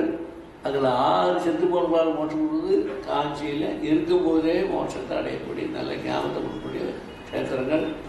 அதை வச்சு தான் நேற்றுக்கு சொல்லும்போதெல்லாம் கூட 2 நாளைக்கு முன்னாடி நேற்றுக்கு தான் நான் சொல்லும்போது மையமாக அம்பாள் உட்காந்துருப்பான். அதை சுற்றி ராஜவீதி இருக்குது. அதை சுற்றி தான் வரதராஜராகட்டும், முருகனாகட்டும், பிள்ளையாராகட்டும், மாரியம்மனாகட்டும், எந்த சக்தியாக தான் அதை சுற்றி தான் தேர் உற்சவம் உட்பட அதை சுற்றி தான் அத்தனை வருமே தவிர கருன்னு வராது. அதே மாதிரி அந்த கோவிலை காமாட்சி பார்த்தா அந்த கோவிலத்தினுடைய அந்த கோவிலுடைய கோபுரங்கள்லாம் அந்த திக்கை பார்த்து, காமாட்சி திக்கை பார்த்து அப்படியே இந்த மூலையாக அப்படி நேராக நம்ம ஊர் கோவில் மாதிரிலாம் இருக்கிற மாதிரி இருக்காது. இப்படி கொஞ்சம் கொஞ்சம் அப்படி இப்படி இருக்கும். அப்படி இருந்தால் தான் காமாட்சியோட நேரம் பார்க்க முடியாது. அது ஸ்ரீசக்கராகாரமாக அமைக்கப்பட்டு பிந்துஸ்தானமாக காமாட்சி உட்கார்ந்துருக்கா. திரிகோணஸ்தானமாக அந்த மண்டபம், காயத்ரி மண்டபம் சொல்லக்கூடிய இருக்கு. அந்த மண்டபம் திரிகோணஸ்தானமாக அமைஞ்சிருக்கு. பிந்துஸ்தானமாக அம்பாள் உட்கார்ந்து விலாகாஸ்வரூபடியில் சக்தி பீடம் உள்ள இடத்துலலாம் ஆகாஷ்ரூபமாக தான் இருக்கும். அங்கேயும் பக்கத்தில் விலாகாசம் இருக்குது. அந்த ஆகாசத்து மேலே தான் காமாட்சி வந்தால். அதுவும் தபஸ் காமாட்சியாக வந்து ஏகாம்பர தபஸ் பண்ணி கல்யாணம் பண்ணிட்டு அங்கே உட்காந்தான். அதுக்கப்புறம் இங்கே உட்காந்து காமாட்சி தனியாக வந்து இங்கே இருந்து ஸ்ரீசக்கரம் சுயமாலிகது, ஸ்ரீசக்கரத்தை ஆதிசங்கரம் பிரதிஷ்டை பண்ணி எல்லாம் பண்ணேன். இப்படியாக வரலாறுலாம் நம்ம சொல்கிறது. அதனால் காஞ்சிபுரம் எல்லை எங்கே இருக்கோ அது வரைக்கும் அம்மனே எங்கேயும் இருக்காது. சிவன் மாத்திரம் எங்கே இருக்கோ அதுதான் காஞ்சிபுரம் எல்லை. எங்கே அம்மன் தோன்றோ காஞ்சிபுரம் தான் வேறு ஊர் ஆகிடுச்சுன்னு அர்த்தம். இந்த ஊர் வரைக்கும் இன்றைக்கும் அதே ஒரே எல்லை தான், வேறு எல்லையே கிடையாது. சக்தி எங்கே இருக்காளோ அந்த இடத்துலேருந்து வேறு ஊர். ஒரே சக்தி காமாட்சி சக்தி எங்கே இருக்கோ அது வரைக்கும் காஞ்சிபுரம் எல்லை என்று இன்றைக்கும் இந்த எல்லை நகர சபையில் கூட இன்றைக்கி இவ்வளோ தூரம் ஆனால் கூட இன்றைக்கி அதை அப்படியே கடைபிடிச்சுன்னு வராங்க. அதை தாண்டி கொண்டு போகணும். அப்படி காஞ்சிபுரத்துடைய பெருமைகள்லாம் நிறைய இருக்கின்றன. ஆகவே தான் ஆதிசங்கரன் இங்கே வந்து ஸ்ரீசக்கரத்தை பிரதிஷ்டை பண்ணி பிரம்மதேசம்னு ஒரு தேசம், அந்த ஊர் பேரே பிரம்மதேசம் பேர். திருநெல்வேலி பக்கத்தில் அம்பாசமுத்திரத்துலேருந்து ஒரு 8 கிலோமீட்டரில் இருக்குது. பாபநாசம் அம்பாசமுத்திரம் இருக்கேன். அம்பாசமுத்திரத்துலேயே 8 கிலோமீட்டர். அங்கே சர்வேக்கு பீடம் ஏறி வந்து எல்லா வாதங்களையும் பௌத்தர்கள், ஜெயினர்கள் எல்லாம் அந்த காலத்தை வளரி வாதத்தை ஜெயிச்சு சர்வேக்கு பீடம் உட்கார நேரத்தில் ஒரு சின்ன பையன் அங்கேருந்து ஓடி இருந்தான். 15 வயசு பையன் வந்து அங்கேருந்து நான் கேட்குற கேள்வினா நீங்கள் பதில் சொல்லுங்க. சொல்லி கேளுங்க. யாரெல்லாம் கேட்க கேட்க கேட்க இவன் அழகாக பகவானுடைய ஆச்சாராவுடைய பதிலை கேட்டான்னா அவனே ஆச்சரியப்பட்டு, அதனால் அவரே ஆச்சரியப்பட்டு நீ சர்வஜன் எல்லா விஷயம் தெரிஞ்சவனா இருக்கேன்னு சொல்லி அந்த பேரே அவர் தான் கொடுத்தார். சர்வஜன் என்ற பேரே அவரே கொடுத்து சர்வஜாத்மேந்திர சரஸ்வதி இந்த பேரையும் கொடுத்தார். வேதாந்த நூல்கள் அவர் எழுதின மாதிரி உலகத்தில் யாருக்கிட்டே அவ்வளோ அபூர்வமான வேதாந்த கிரந்தங்கள் நூல்கள்லாம் நிறைய எழுதியிருக்கார். சுரேஸ்வரர் கிரகஸ்தராக இருந்ததுனால அவர் மேனேஜ்மெண்ட் பார்க்கறதுக்கு கொடுத்துட்டார். அவரை சுவாமிகளை உட்காந்து வைக்கல. ஏன்னா இந்த படங்கள்லாம் பிரம்மச்சாரி சம்பிரதாயமாக இருக்கிறதுனால ஆதிசங்கத்திலேருந்து சுரேஸ்வராச்சாரியர் கிரகஸ்தராக இருந்ததுனால மண்டன மிஸ்ரோடு அவர் பூர்வாசிரமம் பேர், சரசவாணின்னு அவருடைய வீட்டுக்காரி பேர். அவள் பிரம்மாவுடைய அவதாரமாக மண்டன மிஸ்ரர், சரஸ்வதியுடைய அவதாரமாக சரசவாணி என்ற பெயரோடு கூட இருந்து பின்னாடி சாரதா என்ற பெயரோடு சாரதா பீடமாக அமைஞ்சு போச்சு. அப்படியாக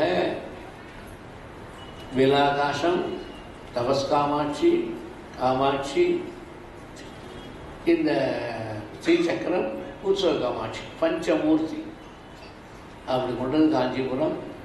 இந்த எல்லாத்தையும் ஆதிசங்கர் வச்சு சர்வஜாபேந்திர சரஸ்வதியும் தனக்கு அடுத்தபடியாக ஒரு பீடாவில் ஆக்கி அவரை மேல்பார்வை பார்க்கறதுக்கு எங்கெல்லாம் சொல்ல எல்லா இடத்துக்கும் மேல்பார்வை பார்க்கறதுக்கு வச்சு அவரை கூட இருந்து கவனிச்சுக்கோப்பா, எல்லா கிரகஸ்த சமாச்சாரம் நிறையா இருக்கணும், இல்லைன்னா என்ன மேனேஜ்மெண்ட்டுங்கிறது தனியாக படித்து எல்லாம் வரணும், அது சுலபமாக வரக்கூடியது இல்லை. அதனால் ஒரு சாஸ்திர கஷ்டம் படித்து தொட்டு அதெல்லாம் கவனிச்சுக்கணுன்னாக்கா இதுக்கு நீ மேனேஜ்மெண்ட் மேம்பார்வை பார்க்க சொல்லி சர்வைக்கு ஆத்மேந்திர சரஸ்வதி பாஷ்ய பாடமெல்லாம் சொல்ல சொல்லி அந்த மண்டல விஷயம் நிறைய முன்னாடி கர்மகாண்டத்துக்கு எவ்வளோ புஸ்தகம் எழுதினாரோ அதுக்கு மேலே வார்த்தை புஸ்தகம்லாம் நிறைய எழுதினாரா. பாஷ்யத்துக்கு விஷயத்துக்கும் வார்த்தைக்கும் அவர் எழுதின மாதிரி உலகத்திலே கிடையாது. அவ்வளோ அழகான வார்த்தை புஸ்தகம்லாம் நிறைய எழுதிக்கிறாங்க. வார்த்திகம்னுங்கிற அர்த்தமே என்னன்னா உக்தானுக்த துருத்த சிந்தனம் வார்த்திகம். பாஷ்யத்தில் விட்டு போகிற விஷயம் எதாக இருந்தால் கூட அதையும் சேர்த்து வச்சு கலந்து வச்சு கூட வச்சு சொல்கிறதுக்கு அதுதான் வார்த்திகம் பேர். வியாகரண சாஸ்திரத்துலேயும் வார்த்தைகள் இருக்குது, இங்கேயும் வியாகரணம் பல சாஸ்திரங்களும் வார்த்தைகள் இருக்குது. வேதாந்தத்துக்கு வார்த்தைகள் சுரேஸ்வராச்சாரியர் எழுதின வார்த்தைகள். அப்படி பல விஷயங்களெல்லாம் தெளிவாக நமக்கெல்லாம் வேதாந்தத்துக்கு சுரேஸ்வராச்சாரியர் மூலமாகவும் சர்வஜாபேந்திர சரஸ்வதி மூலமாகவும் பகவத் பாதார் சொன்னதெல்லாம் விளக்கமாக நிறையாக நமக்கு எடுத்து சொன்னவர்கள் அவர்கள். அப்படிப்பட்ட ஒரு நூல்களெல்லாம் படித்து நாம் எல்லாம் தெரிந்து கொண்டு அதில் உள்ள ஆத்மஸ்வரூபம் என்னன்னு தெரிந்து கொள்றதுக்காகத்தான் இந்த பிறவியே நமக்கு கிடச்சிருக்கு, மனுஷ பிறவியே கிடச்சிருக்கு. இதெல்லாம் கொஞ்சம் கொஞ்சமாக படிச்சுட்டு வந்தோம்னா சம்ஸ்காரம் கொஞ்சம் கொஞ்சமாக ஏறிச்சுன்னா இந்த சம்ஸ்காரங்கள்லாம் அடுத்த ஜென்மாவில் இன்னும் கொஞ்சம் நிறையா வரது வாய்ப்பு இருக்கும். அந்த ஜென்மா சம்ஸ்காரங்கள்லாம் அப்படியே கூடி கூடி வந்ததுன்னா ஏதோ ஒரு ஜென்மாவில் சம்ஸ்காரங்கள்லாம் பழைய சம்ஸ்காரங்கள்லாம் போய் இந்த வேதாந்த சம்ஸ்காரம் பலமாகி ஞானம் வந்து மோட்சம் வந்து வாய்ப்பு. அதனால தான் முக்திர்னோ சதகோடி ஜென்ம சுகதே புண்ணியா நலந்து. மோட்சங்கிறது ஒரு ஜென்மாவில் வந்துடாது, பல ஜென்மாக்களில் நீ முயற்சி பண்ணி படிச்சுட்டே வந்து உபாசனெல்லாம் பண்ணி ஞானங்கள்லாம் பண்ணி விஷயங்கள்லாம் தெரிஞ்சுட்டே வந்தேன்னா சதகோடி ஜென்ம சுகிருதை, நூற்றுக்கணக்கான கோடிக்கணக்கான ஜென்மா எடுத்து ஏதோ ஒரு ஜென்மாவில் உனக்கு ஞானம் வந்து மோட்சம் கிடைக்கும். விவேக ஸ்ரீராமன் சொல்கிறார், முக்திர்னோ சதகோடி ஜென்ம சுகிருதை புண்ணியினால். அந்த கோடிக்கணக்கான ஜென்மாவில் பண்ண புண்ணியத்தின் பெயராகத்தான் நமக்கு இதெல்லாம் கிடைக்கணும். இந்த பெரிய மனுஷ பிறவி கிடைச்சதே நமக்கு எத்தனையோ புண்ணியத்தின் பெயராக கிடைச்சிருக்கு. இதில் நம்ம வேதாந்த விசாரம் பண்ணி பண்ணி பண்ணி பண்ணி தான் பல மனுஷ ஜென்மா எடுத்து அதெல்லாம் பண்ண முடியும். வேறு எந்த ஜென்மா எடுத்தாலும் வேதாந்த விசாரம் பண்ண முடியாது. பிராணி ஜென்மா எந்த ஜென்மா பிராணி ஜென்மா எடுத்தாலும் வேதாந்த விசாரம் பண்ண முடியாது, படிக்க முடியாது, ஒன்றும் பண்ண முடியாது. இந்த மனுஷ ஜென்மா ஒன்று தான் வேதாந்த விசாரம் பண்ணி நல்ல விஷயங்களை தெரிஞ்சுக்கிட்டு நல்லது எது பொல்லாது தெரியும். மற்றதுக்கெல்லாம் கெடுதல் எதிர்பார்த்து தெரியும் விட்டுடுவாங்க. பிராணிகள்லாம் இங்கே போயிட்டே இருக்கும், காரில் போகிறோம், அங்கே போகிறோம், இங்கே வரோம்னா நடந்து போகிறோம்னா குறுக்க நாய் ஆடு போச்சுன்னா கார் வந்து பேர் ஒதுக்கிடும். அது வரைக்கும் தான் தெரியும். ஆனால் நல்லது எது கெடுதல் எதுன்னு தெரிஞ்சு ரெண்டு பக்கம் தெரிவது கிடையாது. கெடுதலே தப்பிச்சுக்கு தான் தெரியும், நல்லது சரியாது. நமக்கெல்லாம் அப்படி இல்லை. நல்லது பண்ணுறதுக்கு தெரியும், கெடுதல் பண்ணுறதுக்கு தெரியும், ரெண்டுமே தெரியும், பகுத்தறியும். அதில் கெடுதலை விட்டுட்டும் நல்லதை எடுத்துக்கிட்டு செய்யறதுக்காக நமக்கு புத்தியை கொடுத்து விவேக சக்தி பேர். ஆத்மானாத்ம விவேசனம், ஆத்மா எது அனாத்மா எது ரெண்டை பிரித்து தெரிந்து கொண்டது தான் நம்முடைய வேதாந்தத்துடைய அடிப்படையானது. அதுதான் விவேகம். அந்த விவேகம் மனுஷனுக்கு தான் இருக்குது, வேறு எந்த பிராணியும் கிடையாது. அப்படிப்பட்ட உயர்ந்த ஜென்மாக கிடைக்க நாம் எல்லோரும் நல்ல காரியங்கள் செய்வதற்கு தான் இந்த பிறவி கிடைச்சிருக்கு. மேன்மேலும் இந்த நல்ல காரியங்கள் நிறைய செஞ்சே வரணும். சம்ஸ்கிருத காலேஜில் அந்த காலத்துலேயும் 1932-34 பெரிய வந்ததுலேருந்து காலேஜ் ஆரம்பித்த காலத்துலேயே இன்னமும் வேதாந்த படங்கள்லாம் நிறைய சொல்லிட்டு நிறைய பேர் படித்து எல்லா விஷயம் நல்லா பண்ணிட்டுருக்கேன். அந்த காலத்தில் கிருஷ்ணசாமி ஐயர் இவருடைய தாத்தா ஆரம்பித்தது அதுக்கப்புறம் அவருடைய கூட பாலசுப்ரமணியம் பார்த்துக்கிட்டார். இப்போ நம்ம மாதவ் அவர் பார்த்துட்டு நல்லா கவனிச்சிருக்கார். எல்லாத்தையும் இன்னும் நல்லா வளர்ந்துட்டே இருக்கு. இன்னும் நல்லா வளர்ந்து நிறைய விசாரணை தயாராகி அதுவும் வேதாந்த விசாரணை தயாராகி கல்வி செய்வதற்கு வாய்ப்பாக மேலும் இந்த ஸ்தாபனம் வளர வேண்டும் என வாழ்த்தி ஆசீர்வதிக்கிறேன். ஜெய ஜெயசங்கர் ஹரஹரசங்கர். பெரியவாளுக்கு நம்முடைய நமஸ்காரங்களை தெரிவித்துக் கொள்கிறோம். இந்த அவதார மகோத்சவம் என்கிற அற்புதமான இந்த திருவிழாவை நாம் எல்லாம் அனுபவிப்பதற்கு காரணம் சென்னை சமஸ்கிருத கல்லூரியும் அதை சேர்ந்த பேராசிரியர் பெருமக்களும். எனவே அவர்களுக்கு நம்முடைய நெஞ்சார்ந்த நன்றிகளை இப்போது குறிப்பாக்கிக் கொள்வோம். அதே போல இந்த இடத்தில்